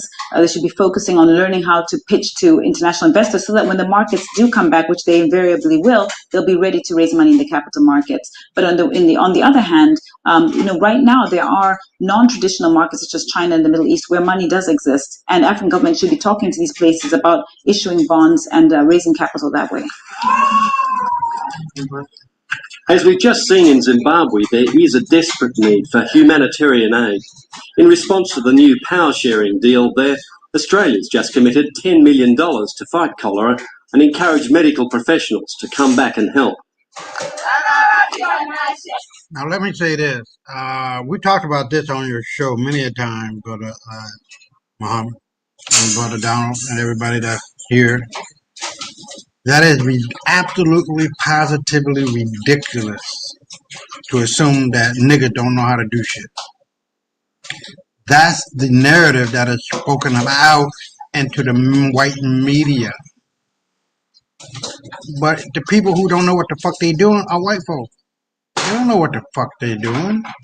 If they knew what they were doing, Europe wouldn't be bankrupt as it is. America won't be as bad as it is right now. It would be wealthy beyond your wildest fucking dreams. But like I said, the black people across the continent of Africa, we do know what we're doing. But because of corruption, because of political naivete, I guess, if I want to say that, and I say it with all of my heart and soul, that it need to stop being a puppet, being a coon-ass goddamn nigga. Because white folk are the worst motherfucking coons in the goddamn world. We don't fucking need them. They need us. But somehow, some way, if I can say this in the most tranquil way, they got us believing that the spades in our hand, we got all the spades. They making it look like we ain't got all the spades. You feel me? So yeah, we got all the spades, motherfuckers. We don't fucking need you. Let's continue and round it up. Beyond the humanitarian question, though, Dambisa Moyo claims the enduring problem is the scale of government-to-government aid, the large systemic cash transfers from rich countries to Africa. Huge amounts of money squandered by the likes of Mugabe. In the book, I talk about the fact that the Zimbabwean government received from the United Kingdom and the United States around $300 million as late as 2006. I think that's worrying. That's a big concern. The fact that Mugabe can and does come to Europe and the United States. I was just in New York last September, and he was attending the UN meetings. And the fact that the UK and the United States maintain diplomatic ties with Zimbabwe leaves the African on the ground wondering what options they have to bring their government to accountability. I suspect many people watching this program would say the problem's not aid, it's corrupt leaders. Right. I don't think you can delink the two in the African context. I think an aid model makes good leaders bad and makes bad leaders worse. It's free money. There are no strings attached. Even in the times when multilateral institutions and donors have talked about conditionalities, those conditionalities are weak. They are not applied, again, because the aid industry, it thrives and feeds on Africans borrowing money, and so the cycle keeps going on. Does it make you angry when you look at the amount of money that's been spent in Africa over the past 20, 30 years? Well, I think it's absurd. In 1 year of a problem in the capitalist system, and we are so critical of capitalism, 60 years of an aid-dependent model, and we hear only calls for more aid. That, to me, is intellectual dishonesty, particularly from the quarters of people who I know for a fact have been big proponents of capitalism in other regions of the world. But when it comes to Africa, they're big supporters of aid. I think Why? Is there a blind spot there? Why particularly Africa? To be quite honest, I think it's built in pity. I think the whole aid model emanates from a pity for Africa, a sense that Africa cannot do it, cannot achieve growth. And sadly, because there are incentives, which, as you know, the world has shown, people, governments, companies respond to incentives. There are incentives for African governments to take aid.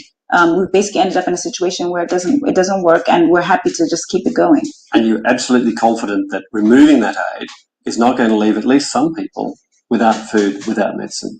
I think the ones that will be affected most will probably be the African elite, as opposed to the broader population. What will they lose? I think they would lose possibly their bank accounts in Geneva in the worst case scenario. But I think beyond that, I think that they would also lose the ability to have leisure time, and they'd be required to actually go out and start to work hard to find money to support their social programs in Africa. What would you say, though, to the well-meaning Australian who donates to the charity, who urges the Australian government, for example, to lift its game with aid and get? What do you say to those people? I would say it's very important to understand what that type of aid can and cannot do. It can provide a band-aid solution. So we've talked about humanitarian aid as one example of that, but it cannot deliver long-term growth that would ensure Africa to stand on its own 2 feet and become an equal partner on the global stage. So to give you an example, yes, you might help fund a scholarship for a girl to go to school, but when she's done with her education, the fact that aid is so pernicious and so damaging to an economy means that the economy has not grown, that girl that you've helped sponsor will not find a job in her economy. If you cut off aid within 5 years, surely that's going to leave millions of people without the support they are now dependent on. Food aid, medical aid that really keeps people alive. I don't believe that's the case. Most Africans do not see any of the aid that you're alluding to It's again, their at best case scenario in some projects is 20 cents on the dollar that actually makes it to an African, and that's best case. Effectively, if we continue down this path, we will have many more Africans living in poverty in few years to come, and that is really the problem, that there are no jobs coming out of an aid model. And with the market reforms that you would advocate in that system, under that system, if it's widely adopted, what vision do you have of Africa? The vision I have is basically one that looks like what's happened in the rest of the world when they've adopted those models. Growth rates that could get up to double digits, as we've seen in China and India and so on, and also much more participation by the broader African society, not only in terms of economic participation and entrepreneurship, but also in terms of political participation and ensuring that their governments are held accountable to deliver those services. Let's hope you're right. Thank you very much for talking to us. Thank you very much. And I am right. All right, ladies and gentlemen, we're wrapping it on down here. We got this one that is detailing the World Bank and International Monetary Fund. Brother Muhammad, you got anything that you want to add or say? No, I'll say what I got at the end of the next video. I want to see what it is first. Oh, okay, cool. So let's wrap it on up. That one is 4 minutes. This one is, oh shit, this one is 1 minute? No, it's longer than, oh yeah, 1 minute. Okay. And this one is 12 minutes almost. All right, so let's crack them all down. International Monetary Fund and the World Bank, because they are two influential organizations that impact all of our lives. But they were created back in 1944 in response to the economic uncertainty of the times. And with so much having changed since then, what are their roles today? Are they really helping the economy? And why are they considered so controversial? Hi everyone, I'm Taylor Kenny with ITM Trading. And in order to understand what the IMF and the World Bank's roles are today and why they're so polarizing, it's important to understand how and why they were created and break down what's happened since. During the Great Depression and World War II, many countries set up restrictive trade policies that hindered economic growth. However, after the war was over, these same countries saw an opportunity to work together on a mutually beneficial system that would result in greater international trade. The only issue was that with unrestricted trade, individual economies would become more dependent on each other. With greater dependence on another country's economy came greater concerns around one nation's economy destabilizing another in the event of a recession or a natural disaster. To address this concern, 44 countries sent delegates in 1944 to the Bretton Woods Conference in Bretton Woods, New Hampshire, to create a solution. If there was ever going to be true trade, the solution had to involve stability through some kind of fixed exchange rate, but they also wanted to move away from the gold standard so they could have more flexibility, aka more government freedom to take on more debt, all in the name of stimulating their economies. At this time, the United States held the majority of the world's gold reserves, about 3/4. So that, combined with the United States' economic and political power, allowed them to propose that in lieu of the gold standard, all currencies could be tied to the US dollar as a fixed exchange rate. The US dollar, in turn, would be backed by gold.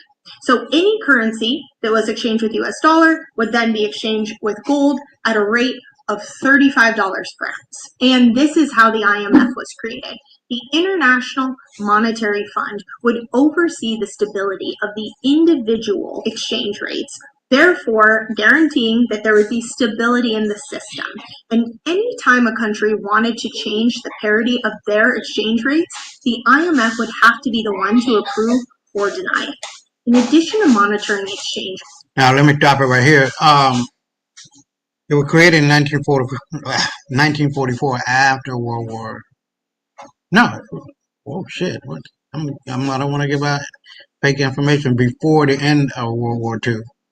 So,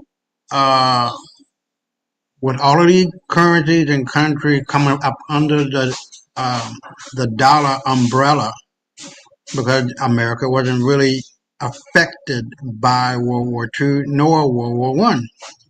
In World War I, as you may know or don't know, Germany actually won that, and then the Rothschild family fed into the so-called wannabe Jew desire for the Middle East, and all of that took place.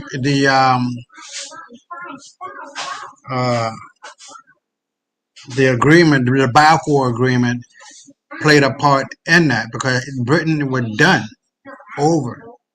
But due to the fact that America came into the war saying to Great Britain, you don't have to lose this war, due to these wannabe Jews manipulating the media at that time. Obviously, there wasn't no Facebook, but you had the newspapers and radio or whatever other means they had, and it worked. And it turned American sympathy, I guess I can say that,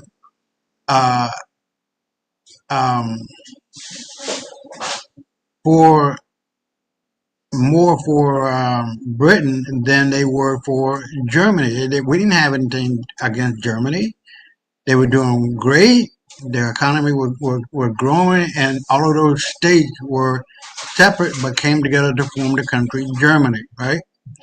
And with all of that being stated, it made it a lot easier. It's not like America did something great and it just took over the world. It just stepped into a hot mess and calmed it down and got all of those countries under one roof called the dollar, and the economy of America took off.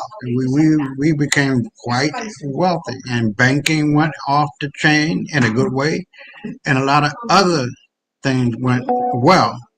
That made us the supreme nation of the world after 1945 or World War II. With that being stated, I believe that this new financial system that we're going to be going into is going to be a hellified thing. But what is not being counted is Africa. And once it gets back up on its own feet from its knees that is crawling for the last 100 plus years, it's over. And the world will have no other choice but to deal with that mighty dinar or whatever the currency is going to be that's going to unite itself, Africa as it is, under that currency with all of the wealth that Africa has. And I just seen that Kantanka Nord car coming out of Africa. It's an electric car, and it takes half an hour to recharge, and it lasts for a lot longer and a lot better than Tesla. You know what I mean? And then a lot of other things that are happening. But anyway, I just wanted to bring that up in order to show you that the IMF is not an innocent body helping no one. You feel me? It's just not. As well as the IMF and International, the IMF, International Monetary Fund, and the World Bank. So as you heard Dr. Dambisa was saying, it's been a Ponzi scheme of a financial scheme. And that's true. Because these two entities, along with the Bank of International Settlement, have wreaked havoc on the world economy, from China to Russia, whatever the case may be, the Philippines, Sri Lanka, India, African country like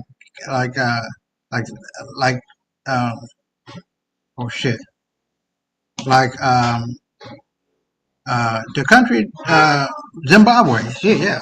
So we got to take all of that under advisory and looking at the bigger picture down the road, 10, 20, 30, 40, 50 years from now, and I won't be here. But the idea is that have vision, because history repeats itself. And when we're looking at 2029, it may very well happen again as it did in 1929. But let me continue on and finish this up, and then we'll be out of here. The IMF would also be the lender for any country that was experiencing a balance of payment problem. Each member of the IMF could borrow as needed, and this would ensure that interest rates wouldn't rise and trade barriers wouldn't pop up if a country's currency value suddenly got too low. At the same time, the International Bank for Reconstruction and Development, or the World Bank or World Bank Group as they're known now, was created. To be clear too, the World Bank is not a bank. It's an organization that was originally created to help with European prosperity and rebuilding after the war. The IMF and the World Bank were created at the same time as part of one solution, but they are completely separate organizations and entities. The thought behind the World Bank creation was that if all of these countries were going to be working together and dependent on one another, they wanted to make sure that there was post-war funding available to prevent any kind of future crisis from happening. With an agreed-upon system and these organizations in place, things worked reasonably well at first. However, it wasn't too long until some issues started to pop up. The IMF struggled to keep exchange rates true. Countries who had overvalued currencies did not want to devalue their currency for fear of political repercussions, and surplus countries had no incentive to revalue their currency because they were benefiting from a trade advantage. Cut to the 1960s, and we have a serious problem.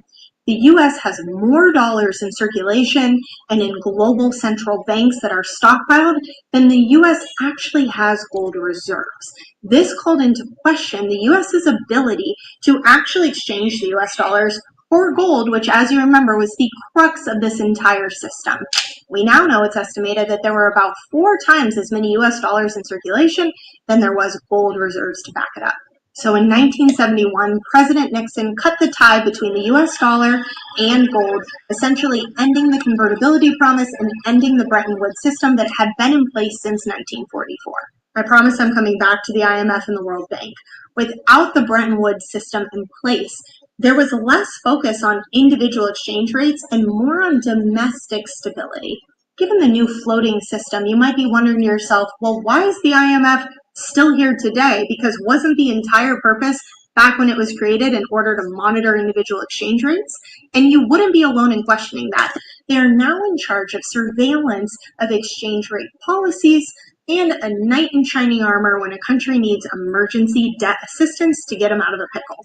So who funds these organizations? Well, the IMF is primarily funded by quotas, essentially a subscription payment from member countries. The higher a country's wealth, the higher their quota. The higher their quota, the higher percentage of voting right or power they have within the IMF. The IMF is also responsible for creating SDRs, or special drawing rights, in 1969. It is not its own currency, but it is an alternative. It's basically a claim on freely usable currency of other IMF members. It's a lot to unpack. I will come back to SDRs. And when it comes to the World Bank, they also receive funding off of their member countries. And while they do 0% or low interest long-term loans, they also do regular loans and make money off of those loan interest payments. And the World Bank's goal has consistently changed well before the Bretton Woods system collapsed. Originally instated to help Europe rebuild, today their aim is to fight or end poverty. This includes everything from food, water, housing, environmental, you name it, they probably have a hand in it. There are proponents and opponents of both of these organizations, but mainly there are a lot of questions around what they do and why. It is important to note that regardless of where you fall on this, they are extremely influential when it comes to the global financial economy. I want to be fair here, so I'm going to go through both, starting with the proponents, then moving on to the opponents and controversies. The proponents will claim that many good things have happened that wouldn't have happened otherwise without the IMF and the World Bank. Some examples of success would be taking countries like Bosnia and South Korea and helping their economies and boosting them. Another example of success would be tens of thousands of roads that have been built in rural India that have helped communities have access to food, water, and help their local economies grow thanks to billions of dollars of investment from the World Bank. Now, some people question the true intention of these efforts. Even if they are a success, many wonder who they actually benefit. Are they really done just to further advance Western politics and policies, or is it something related to infrastructure funding to help the rich get richer? Who knows? Again, these organizations are not without their fair share of controversies. The World Bank and the IMF have both been charged with policy and action that has been exploitative to poor countries, damaging to the environment, and created a globalization mindset that makes countries think that they can fail without consequence, just to name a few. With our current globalization and debt system, there are real fears that one country's failings will have an impact on the entire system. Given this knowledge, there's a level of confidence that reckless decisions such as taking on massive amounts of debt that can't be paid back will be fine because it will just be taken care of by the IMF. This could be encouraging countries to take on more debt. Many would argue that it's better to stop intervening and let these currencies come to their true market value.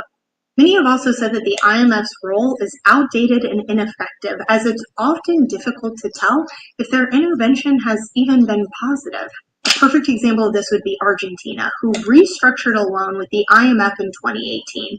Part of that agreement was monetary tightening to restore confidence.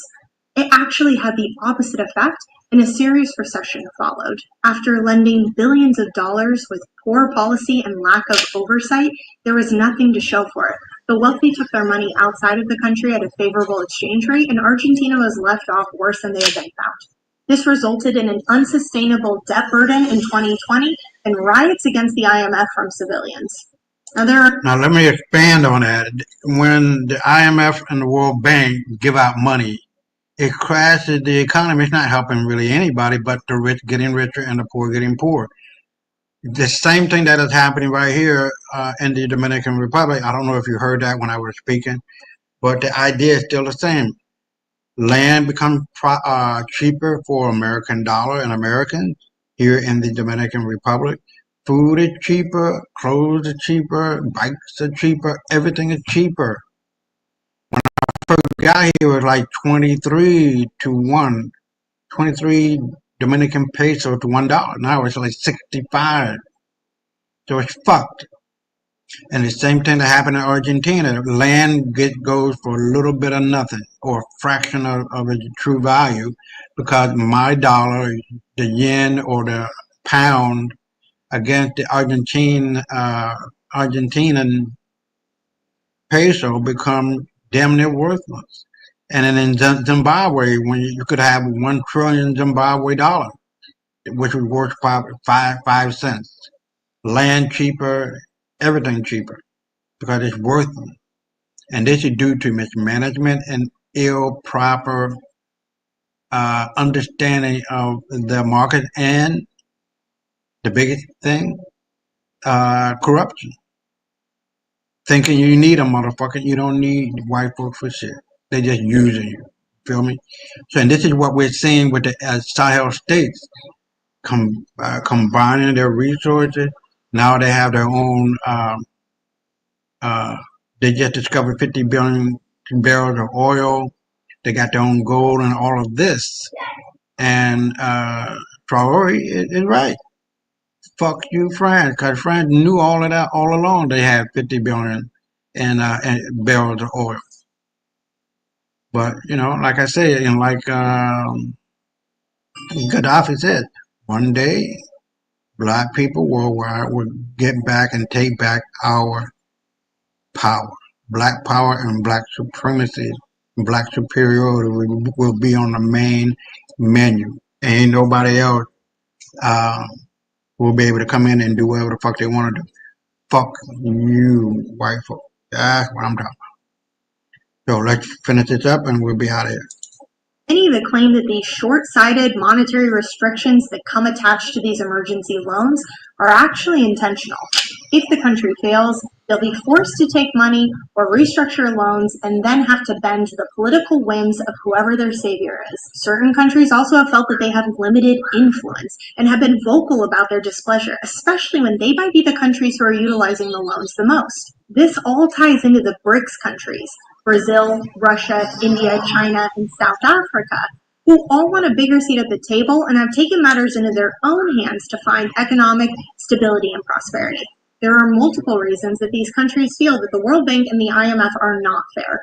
One of them being quota and voting rights. As I mentioned earlier, the higher your quota, the higher your voting rights. So the United States holds the largest percentage of voting rights at 16.5%, which is far greater than the next largest voting right of Japan at 6.14%. We also know that BRICS countries have created their own new development bank, an alternative to the World Bank, hoping that this bank can provide loans and support without so many of these policies and strings attached that no one can make sense of. Lastly, I mentioned them earlier, but SDRs, or special drawing rights, are top of the list of concerns with the IMF.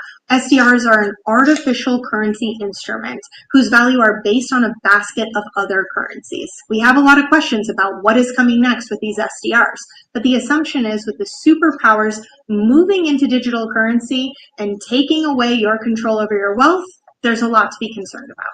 There's a lot to unpack here, so do not fear. Next week, I will be doing a dedicated deep dive into SDRs, what they are, how they came to be, where they're going, and how you can protect yourself. I so appreciate all of you watching and learning with me. If you feel like this video wasn't enough, don't worry, we have a ton of educational videos, so please be sure to go check those out. Also, let me know what questions you have or other topics you'd be interested in seeing. I love reading all of your comments. In the meantime, if you want to get started on learning how to protect yourself now ahead of next week's video, feel free to click on the link below and start your education. There's never been a better time to get a strategy in place. As always, my name is Taylor Kenny with ITM Trading. Thank you so much. Until next time. Yeah, I'm going to try to get Dambisa, Professor Dambisa on, and then probably get the other lady on that wrote the book, War of Dead or something like that. What? Yeah. So, and then this lady to talk about more in depth of this new financial system we're going into, the QFS, and what role does because I already know, but I'm just saying, what role does XRP play in all of this, and the stable coins, and what will happen, what will not happen, the fears that people have. So we're done with this one. You got any questions, brother Muhammad?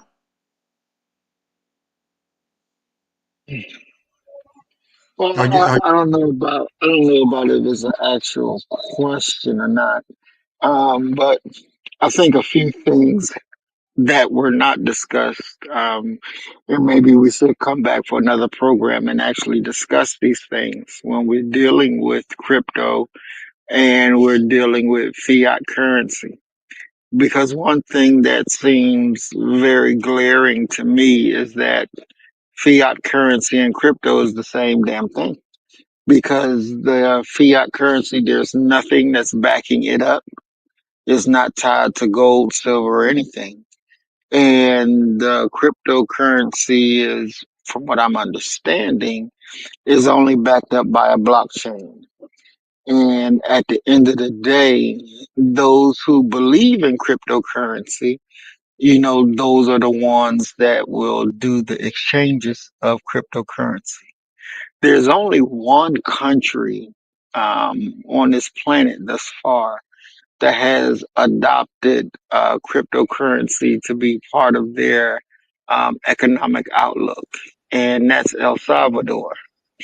But even with that, they had to borrow money from the IMF. I think it was like $1.4 billion that they had to borrow from the IMF to do their Bitcoin concession. So, I think what needs to happen is an explanation, an honest explanation of what Bitcoin can do and what it can't do, what fiat currency can do and what it can't do. You talking about the IMF, which is good, the World Bank, the Federal Reserve, which is good, because all of it, not just one part of it, all of it is foolishness. All of it is a game. Because what gives something value truly is what you believe in. If you believe in it, then you're going to give it value because of the value you placed in it. Now, and I'll give a quick example. If I had oranges to sell and one person came to me with crypto and another person came to me with dollars, if I know that the crypto I can't hold in my hand, it has to be in a virtual wallet. But I know that stores that I want to go to may not accept the crypto, but they may accept the dollars. So at this point, the dollar has more value because I can use it anywhere I go. Crypto, I can't do that. And then even in cases where or when the situation happens that the dollar completely falls, people think that it is best to have crypto to back up. So when the dollar falls to zero, then your cryptocurrency miraculously has more value than what you purchased it for. But in the reality of what we're saying is that if another person don't want crypto, they don't believe in it, it's not valuable. And so this is something that has to be discussed. And I don't hear people actually discussing this because it's very important. Because we're selling something to the people when the people probably don't really understand 100% about what is going on. So it is more valuable in my sight. It is more valuable to have land so you can grow your food, so you can do what you need to do to continue your existence. So I think just a real conversation about cryptocurrency, about fiat currency, and what the future will look like. Because some people actually believe that the white man is going to create a different future when he's not. That future that they're planning out there in people's mind, it's not going to happen. It's just not. That is not going to be the reality. And we need to really understand that.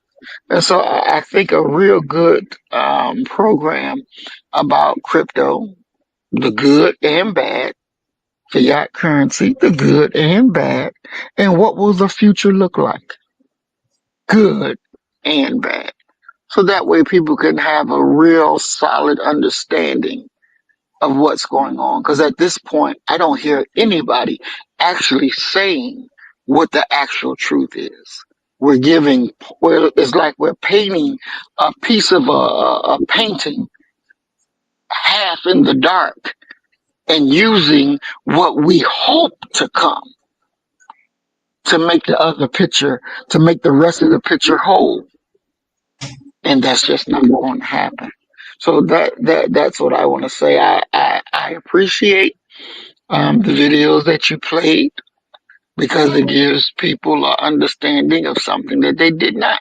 Most people probably believe that the Federal Reserve is owned by the country of the United States when it is not. It's held by private Zionists, fake Jews who own the Federal Reserve. So I think that's something that's good. More people need to get an understanding of what that's all about. People need to get an understanding how America was hijacked. When was America hijacked? How did the Federal Reserve become, quote unquote, the Federal Reserve? You know, so they can have a full understanding of what's going on. And with that, I'll rest. Okay, do me a favor, man. I'm gonna do a part 2, part 3 if it's necessary. So do me a favor and write down all of your concerns. I got them right here on tape. But you know, to help me to be more focused on what your concerns are, let me know what. Repeat, but with greater detail, because I'm just now hearing what you're saying. I feel what you're saying, and I know what you're saying. But you got to realize that nothing is ever static. It always moves in a certain way, up, down, left, right, not at all, right? So when we're looking at, hold on, the question is, hold on, this is what Brother Donald was saying. The question is, can you stop them from bringing in a new crypto system? Can you afford to be left behind the new system by not participating? He also said, Brother Maurice is correct in that they have gained control over crypto as well and can crash it whenever also. So, yeah, so I'm going to take that under advisement, what Brother Donald was saying. He also said El Salvador was pressured to remain under the IMF, and that is true. Once you get into the web of or the clenches of these people, the IMF, the Bank of International Settlement, that plays a role in and between the IMF and the World Bank, then it's going to be kind of hard to get out of that because you got to sign that piece of paper. So to make a long story short, Brother Marika, I'm getting tired. You know how it's 10:45, but I'm going to make my best effort on the next show next Saturday. And Brother Donna, if you can be on the show too, that'd be great. But if not, you just write your questions down and put them into the comments, and then we can base that off of you being present. And Brother Marie, please be here next Saturday because I'm going to be working throughout the week to answer your questions and your concerns. And hold on, let me see. I want to make sure I get okay. Here we go. I want to make sure that your concerns are legitimate, and they are, and that I, do my homework and I come back and let you know what the answers are. But the idea is really good too. You got a great basic foundation, but with a little bit of cracks in it. But you got to realize the steps that were taken after the Civil War. America was in a hell of a lot of debt, and the Bank of England and all of these entities like the Rothschild, they were playing both sides of the fence. If the North won, they won. If the South won, they won. They didn't give a fuck. They financed both sides of the war. But once the South lost and they could see who won, the whole system changed. We were under the Republic when Lincoln was in office. That's why we call ourselves Republican. The Democrats came later, and the whole system for the Federal Reserve, don't quote me on it, happened after 1890, I do believe, somewhere around there. And then you have in 1913 the creation of the IRS. The IRS was nothing but the collection agency for the rich. They wasn't that. And you gotta, for you to collect money on your income, you gotta have it has to be proportion among the states. See, this is the reason why I won my tax case with the IRS. Fuck the IRS. See, when you know, you ain't gotta be, well, I'm from planet X and we don't pay taxes. Well, you're gonna be arrested. But when you're coming in to the courtroom of the IRS, and I was the last motherfucker to leave, because they knew I knew my shit. And I won. Thank God, I guess. Yeah, okay, so hold on, let me see. Brother Donald was saying, how can you plan on buying land in a crypto system with no crypto? And he's right. But you got to realize, Brother Muhammad, that the old system that we were in is dead and gone. Bankrupt, America went bankrupt in 2018, 17, somewhere around there. And President Trump signed executive order issuing the fact and noting the fact that America does not exist. The maritime law became land law. We went from the Constitution of the United States of America to the Constitution for the United States of America. Your birth certificate has capital letters for a reason. You're a fucking slave. That shit, your birth certificate is traded on an exchange. Real talk, man. So when you're looking at it from a rationalist perspective, not getting all hyped up and emotional and all that, we're getting gamed. And so if I'm correct, and I do believe I am, then President Trump went around the world and gathering up all the gold in the Vatican and having them recapitulate all that gold. I think there was like 300 million tons of gold that were taken. I don't know, but don't quote me on that. But hundreds of planes filled with gold came back to the United States. And Brother Isaiah, can I say something real quick? Oh yeah, go ahead. Okay, man, you scared me for a minute. I was like, what the? Oh snap! Go ahead. Okay. So first of all, to answer Brother Donald's question of how you're gonna buy land without crypto, currently you can't buy land, or if you can buy land, maybe it's from a certain person that will take crypto. But everybody else, the majority of people, you can use your dollars that you currently have and go buy land. That's still the modus operandi within America. So that question is very simple, and it is not something that, see, this is the thing. We're putting stuff out there that's not the reality. The reality is, it's not going to take crypto to buy land in America today. You can do that with your green dollars that you have in your bank or either have in your pocket. It still have some value that you can go ahead and make these moves right now if you can. And then when we talk about, now you said that America went bankrupt, and you spoke something else. You said that Trump signed an executive order. Are you saying that he signed an executive order acknowledging America went bankrupt? Because as of to date, even with the high debt that America has, technically, currently, legally, the country is not bankrupt yet. It is definitely heading in that direction, because the bills are mounting.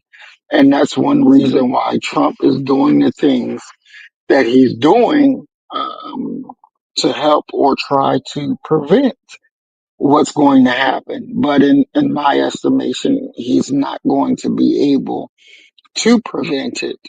So it's going to happen. But what were you saying that he put out in an executive order, so that I can get a good understanding of what you're saying? What exactly did he do by executive order? Hold on. Let me see if I can pull it up. Trump executive. Oh, I wrote that wrong. Executive order declaring America is bankrupt. Okay. So hold on. But yeah, I mean, executive order. Here it is. Executive order 13849, U.S. Department of State. So let me pull that up. Executive order authorizing the implementation of certain sanctions set forth in the Countering America's Adversary Through Sanctions Act. When was this? 2018. Okay.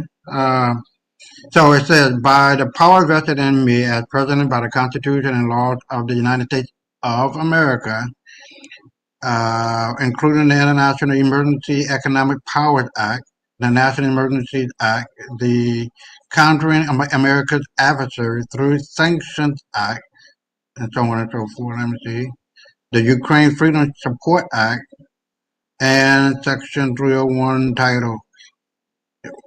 So, you can kind of look at it. It says, I, Donald Trump, President of the United States of America, in order to take additional steps with respect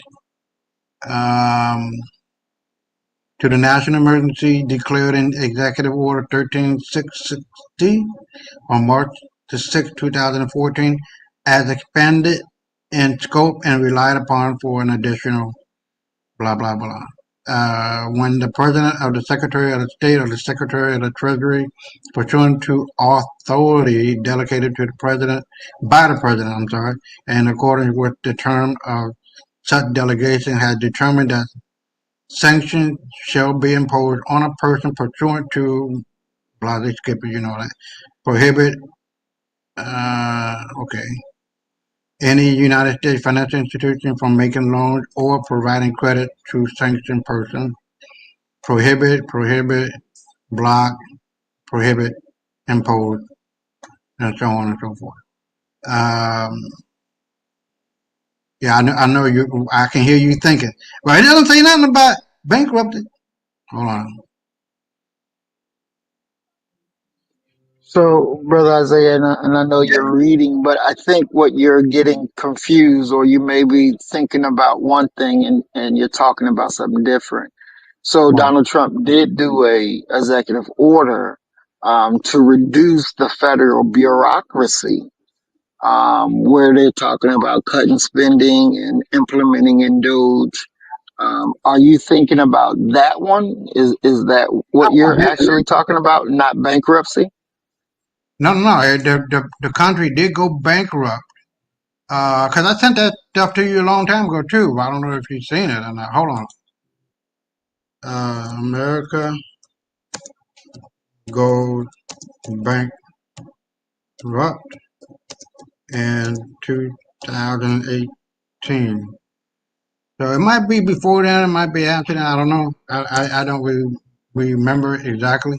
The biggest business bankruptcy, 2018. The teen accessory store emerged from bankruptcy. Okay, so hold on. The UN bankruptcy, the number of public. Okay, that when the U.S. goes bankrupt, here's who gets out with. Okay. No, but the company did. I mean, the country did go bankrupt, and the who runs the secretary? The Secretary of the Treasury signs it. So You see, that should be something that you can easily put into Google or put into Bing, any search engine, and come up with. It should be able to tell you a date when America went bankrupt. And what I'm trying to explain to you is that the reality of it is America has not went bankrupt, not yet. It's on the verge. It's heading towards there. It's heading towards there because our debt is way more than we take in. So when you're having a situation where the money you bring in is not enough money to take care of your bills, then yeah, you have a problem. And America has a problem. That's evidently clear. But it's not evident that America has officially gone bankrupt. That's just not the reality at this time. It will be, because I don't think Trump will be able to stop it, but it will be, but it's just not at this time. Okay, well, you know what? I'm trying to do this on the fly. So let's do this next Saturday. That way I have between now 7 days to gather up all of the information and executive order and what that means and the receipts of the Secretary of the Treasury signing off on the bankruptcy. So let us do that, because I don't want to be like looking crazy, like, well, he didn't produce it. Well, he didn't. Well, we're gonna examine what you were talking about and the question that you had, and then I'm gonna look, because it's right there on your WhatsApp. So I haven't sent you 1,001 things, but let me go on ahead and do that, and then I can better position myself in the conversation with the evidence on hand, rather than trying to look it up now, look it up, and be 4 or 5 feet away from the target. I don't like doing that. So let's do that, all right? And then next Saturday, we'll cover that and what you were asking. But what you were asking though, let me know in the WhatsApp. Leave it on the WhatsApp, and then we can go from there. Hold on, let me see. Yeah, okay. So I'm gonna be fair. Donald said, I don't know if it can technically go bankrupt as long as it can print endless amounts of dollars and others buy our debt. But however, that is ending. And then he says, if what is that, Brother Donald? If us as an individual, okay, had those numbers, you would be consumed bankrupt, assumed consumed. And if we had the true data and numbers, yeah.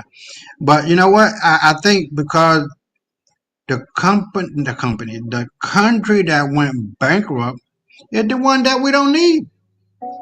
That's the United States of America that went bankrupt. So what we're doing now, and under this new system of crypto currency, and I can understand your concern, Brother Muhammad, that the dollar still the dollar, blah blah blah blah blah blah.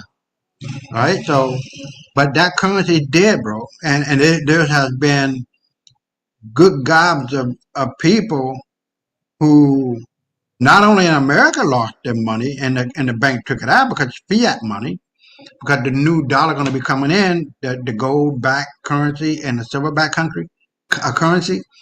But there was a guy in England who had $2,500 in it. He went to the bank to try to take it out and go buy his son a bike, a motorbike, I guess, and the money wasn't there. The bank took it. So take heed to what's being said. I mean, I'm not going to say, well, you better do this, you better do that, and blah blah blah. It's better to be safe than sorry. You feel me? And to have your money, this fiat currency in your bank account, don't do that. Take it out. Or if your bank can do it for you, buy gold and silver. If you can't buy gold, buy the fucking silver and then be cool for a minute. You feel me? Yeah, I mean, we did a program on my channel. We did a program talking about the banking industry, and we talked about that the money, when you put that money in that bank, is no longer your money; it's the bank's money.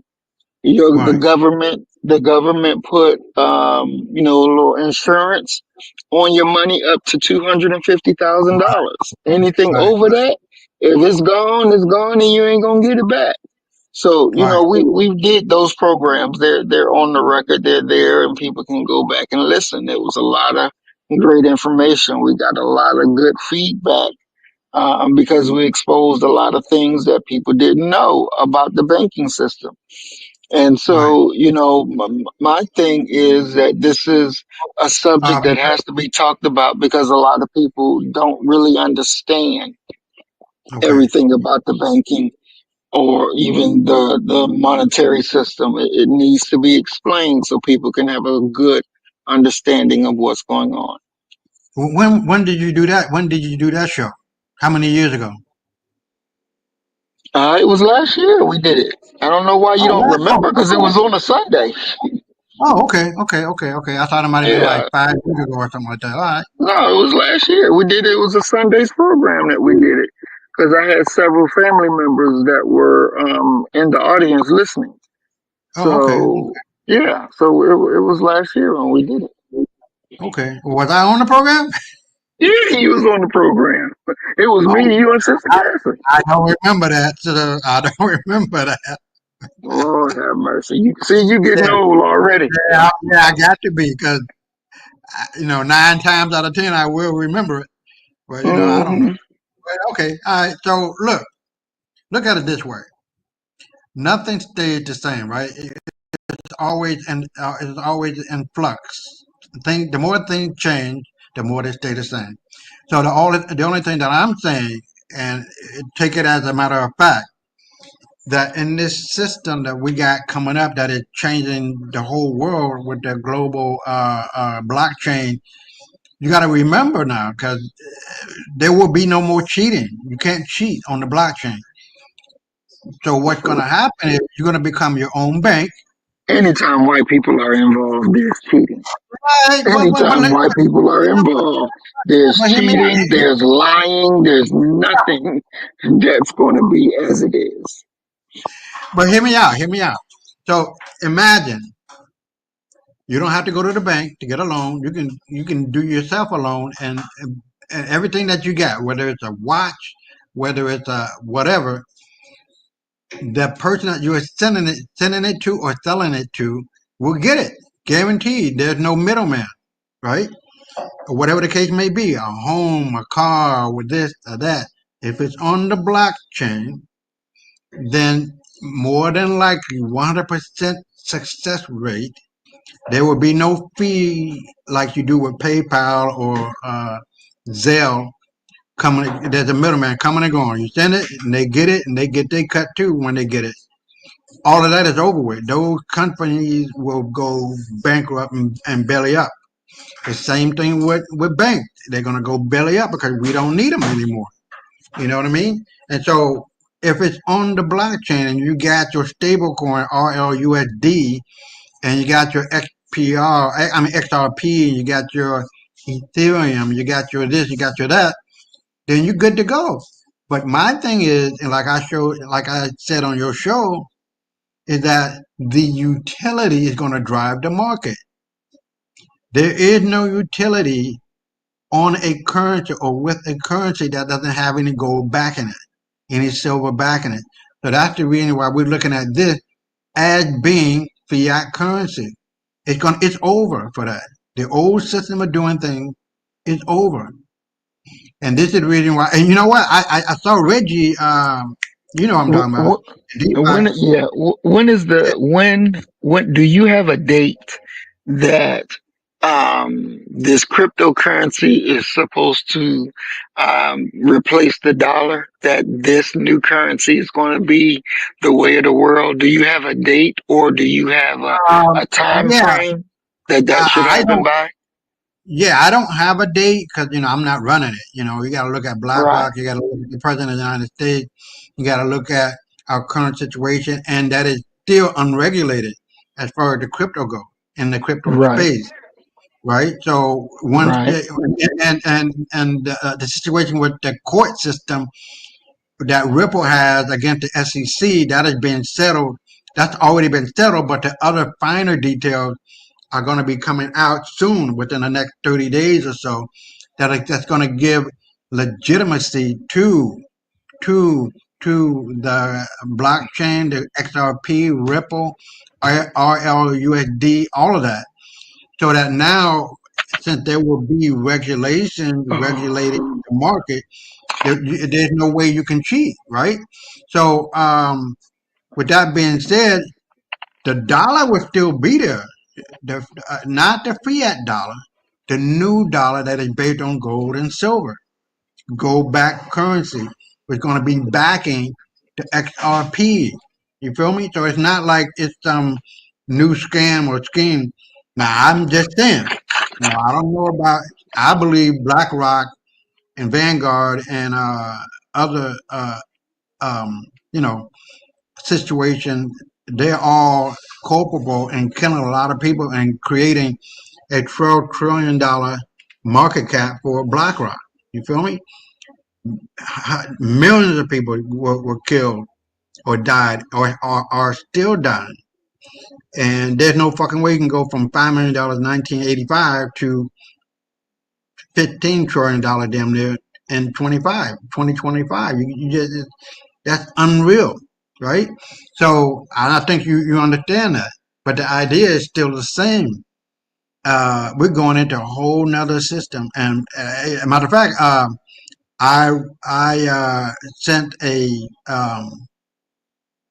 friend request to Reggie Middleton. So hopefully, I'm getting a little closer, to get him to accept my.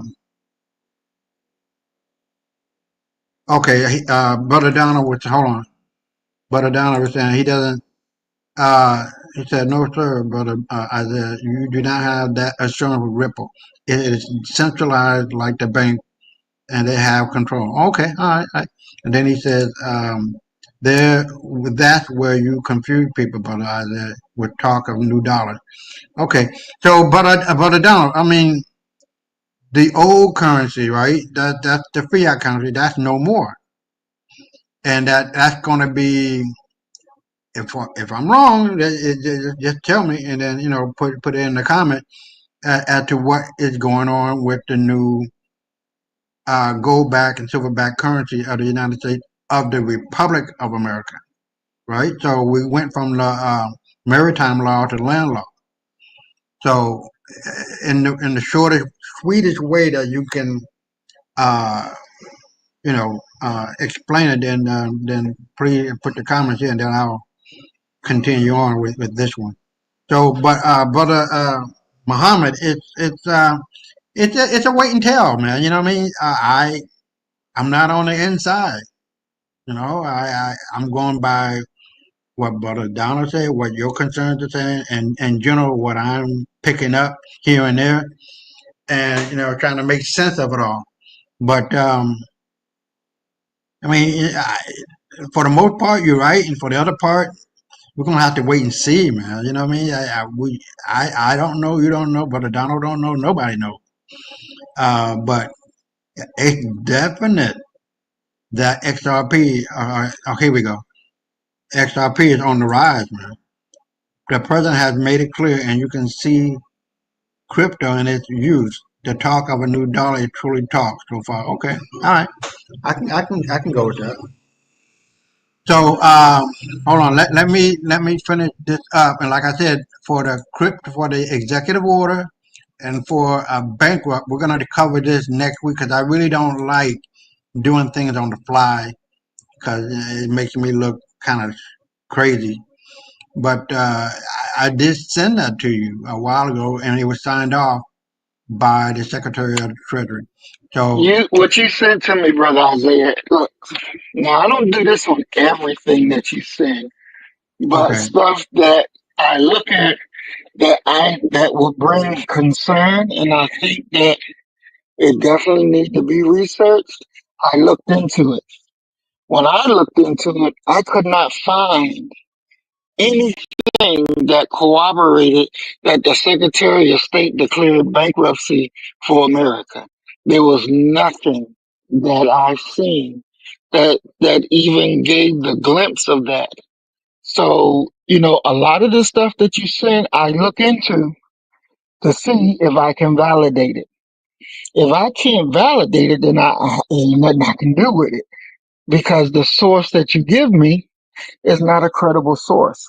So I go when I look at something, trust me, I do a very deep dive into it because it is my promise to our people that I'm not going to bring you no bullshit. I'm not going to lie to you. I'm going to give you the straight and honest what the thing is, and then I'll tell you where I got it from. So everybody who follow my channel, they know I'll put the shit up on the screen and show you. Look at this right here. When we did the banks thing, I put it up on the screen and read it for everybody to read and see with themselves, and they see exactly where we got it from. So, that's something that I do because our people have been lied to for too long. And so, anything that you sent me, I look into it. I mean, hell, I didn't know nothing about the 1865 Civil Rights Act until you brought it to me. And when I looked into it, I found, oh shit, he's telling me the truth. This is the real deal. And then I began to teach on it because I found out that what you sent me was actual facts. And so I taught on that. So anything that comes to me, I'm going to look into it. I may not look. A lot of people send me stuff. And I look into it. And my analysis may be a little different from other people's analysis. And that's okay. That's okay. It don't mean that you're wrong. It don't mean you're this. Don't mean that. It just means that I come up with a different analysis of the information. And it's my job to say that. So if people send me something and then I say, well, my analysis says something different, then I'm not putting that person down. I'm just saying I see what you sent me. I went over with it, but my analysis is a little different. Right. And I think that anybody know me and you've been dealing with each other for years. So, hey, and I don't get pissed off and angry because sometimes you say something different than what I say. I'm not going to, because that's your right. Right. That's your right, and I respect you and I respect your right. And, Right. like we always, if it's something we disagree about, we talk about it, and it is what it is. It ain't no hard feelings because Yeah, you're my brother and I love you. Aside, deal with the facts. That's it. Exactly. Yeah. Exactly. Hold on. Let me finish this up, and then we'll go into the last comment. Just hold on for a second. So this one is 4 minutes long, and I'll be right back. All right. Did I? Okay. Yeah, I don't have it on mute. Thank God. Okay. So hold on. International Monetary Fund, the IMF, and the World Bank, well, you're not the only one. Famed economist John Maynard Keynes, who was a founding father of both institutions, said that he was confused just by their names. The IMF and the World Bank are closely linked, so close that their headquarters are across the street from each other here in Washington. So what's the difference between them?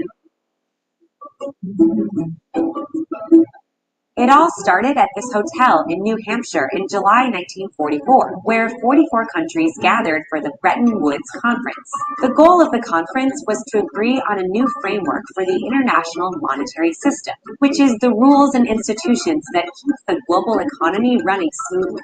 After World War II, most people agreed that the old system had failed. It had seen the Great Depression, unfair trade policies, and unstable currencies. After 3 weeks of heated negotiations at Bretton Woods, especially between Keynes, who was representing the United Kingdom, and Harry Dexter White, the U.S. Treasury representative, a deal was reached. The agreement created the IMF and the International Bank for Reconstruction and Development, soon to be known as the World Bank. Each institution was given a distinct role. The IMF's job was to oversee a system of fixed exchange rates, which tied the value of a country's currency to the US dollar, which was pegged to gold. The main purpose of this was to make sure exchange rates stayed stable to encourage global trade. The IMF was also tasked with providing short-term loans to countries struggling to pay their debts. Meanwhile, the main goal of the World Bank was to give financial assistance to countries, mainly in Europe, that needed to rebuild after the war. The roles of both the IMF and the World Bank have changed a lot since the days of Bretton Woods. President Nixon unpegged the US dollar from gold in 1971, essentially dissolving the fixed exchange rate system that the IMF oversaw. Since then, the IMF has taken on a bigger role fighting financial crises around the world. It keeps tabs on the global economy and puts economic policies in place in member countries. The World Bank focuses its efforts on development and reducing poverty. It provides funding and resources in projects in some of the poorest countries in the world. Both institutions include 189 member countries, but the IMF has around 2,700 employees, compared to the World Bank staff of 10,000. The IMF is funded mainly by quotas, basically subscription fees from member countries. It receives around $675 billion in quotas, with the US, Japan, China, and Germany contributing the most. The World Bank is financed mostly by issuing bonds to global investors. The group's lending commitments reached nearly $59 billion in fiscal year 2017. The IMF has committed $160 billion under its current lending arrangements. Today, the IMF's biggest borrowers include Greece, Ukraine, Portugal, and Pakistan. The places where the World Bank is running the most projects are in Africa and East Asia. One thing the IMF and the World Bank have in common is that they both have some opponents. Critics point to the conditions attached to their loans, saying they don't always address the specific economic issues within a country. The IMF has come under fire for continuing to bail out Greece, even as the country has failed to clean up its finances. Human rights groups have criticized the World Bank for ignoring the environmental and social impacts of some of its projects in countries like Ethiopia or Myanmar. But the IMF and the World Bank say they promote global economic stability. They make countries less vulnerable to crises, promote higher living standards, and provide vital help to countries that need it. Okay. Hey guys, it's Elizabeth. Thanks so much for watching. You can.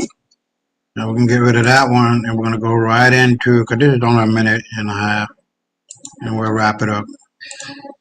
International Monetary Fund and the World Bank have been founded, just like the United Nations after World War II. Why?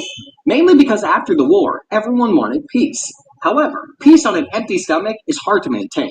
So these two institutions were meant to help the economic stability of the world. Both of them are basically banks, but instead of being started by individuals like regular banks, they've been started by countries.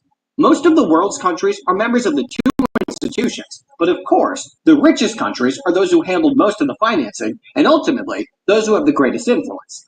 The IMF and the World Bank were designed to complement each other.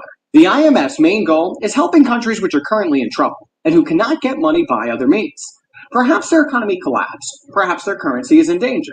The IMF, in these cases, is kind of like a lender of last resort, who you go to when nobody else is willing to give you money. The World Bank, in comparison, has a more long-term approach. Its main goals revolve around the eradication of poverty, and it funds specific projects which help them reach these goals, especially in poor countries. Unfortunately, the reputation of these institutions has been dwindling, mainly due to practices such as lending to corrupt governments, or even dictators, and imposing ineffective austerity measures to get their money back. If run properly, however, they definitely could help make the world a better place. Bullshit. Hey, my English not Hold on. so good. Do you mean? So here we are. We're wrapping it up. But listen, let me make that final. We're doing with Crook. Yeah, here we go. How did I get up here? Okay, so let's see what Brother Donald said. If the American people ever find out what we have done, you're right, they will chase us down the street and lynch us. He said that. And he also said we are dealing with crook, and all these motherfuckers are crook. Because if you look at it, Burkina Faso, it can feed itself, and it has enough money to get the farming done, the produce from that, or products from that done, and onto the table of its own citizens.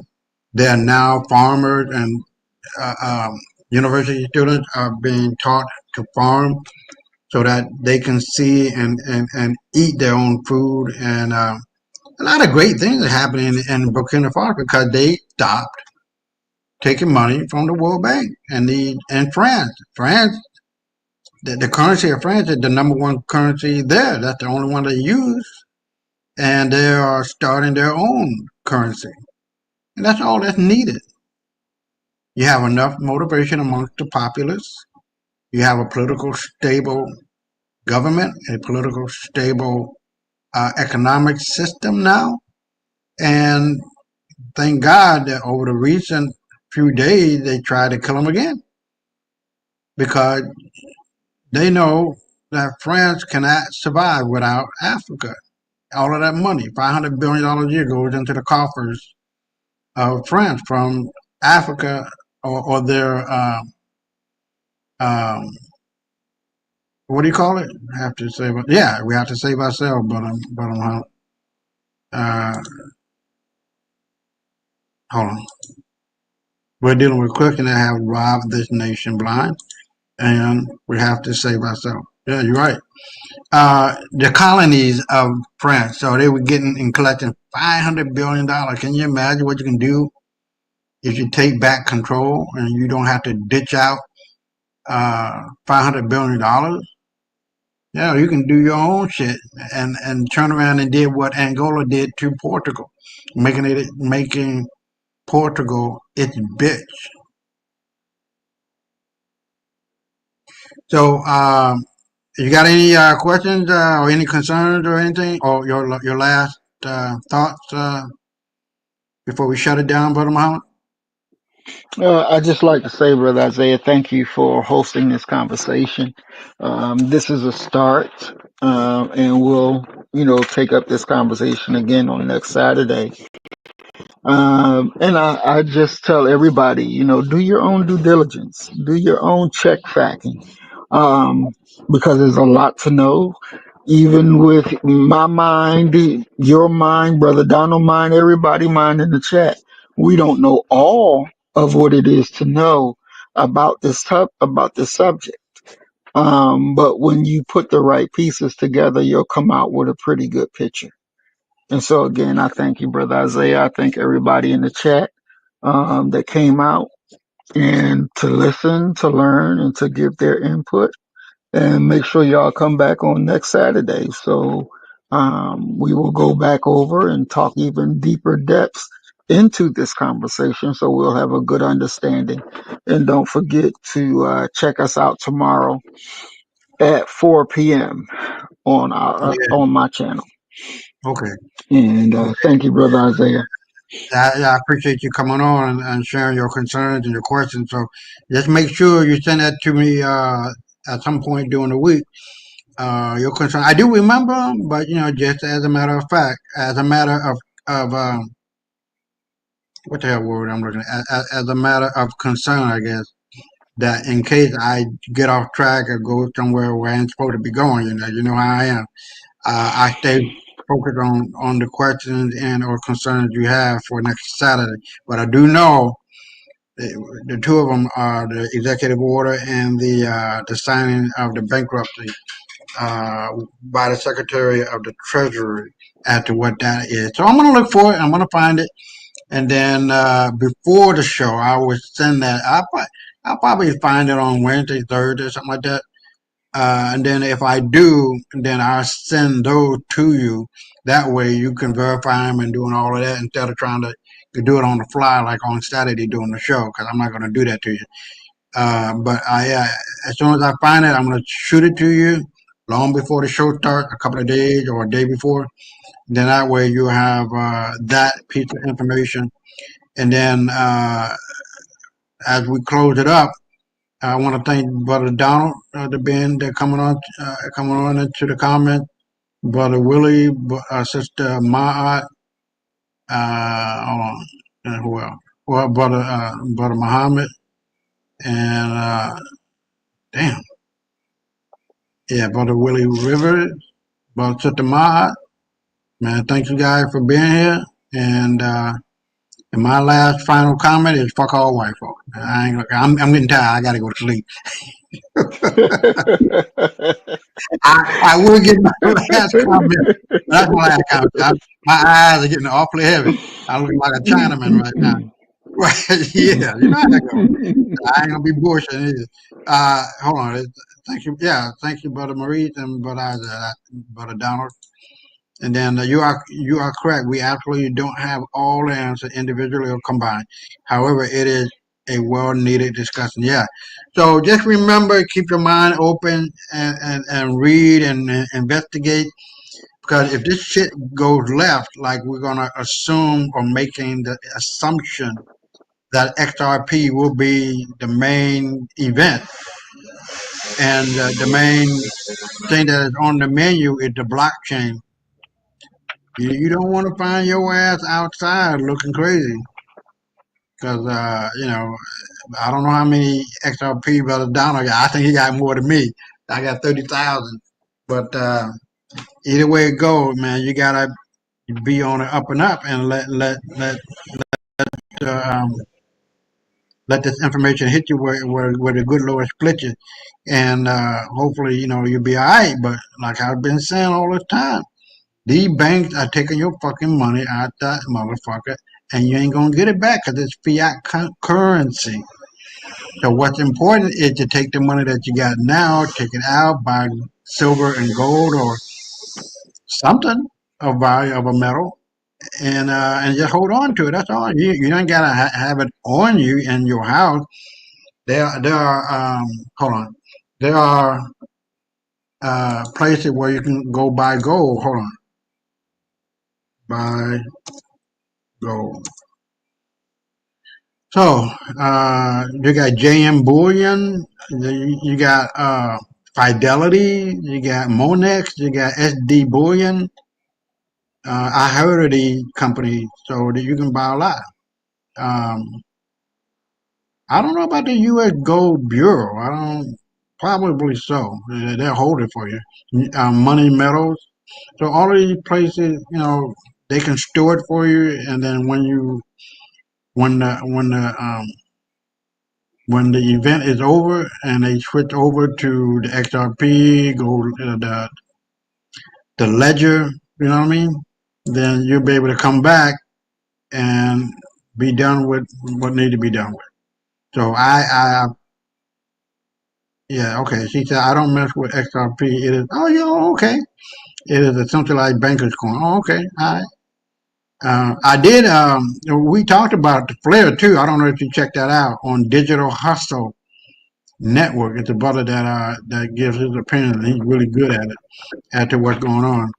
But once again, I thank everybody for being on and look forward to next Saturday in regard to exposing or not that America is bankrupt and been signed off by the Secretary of the Treasury and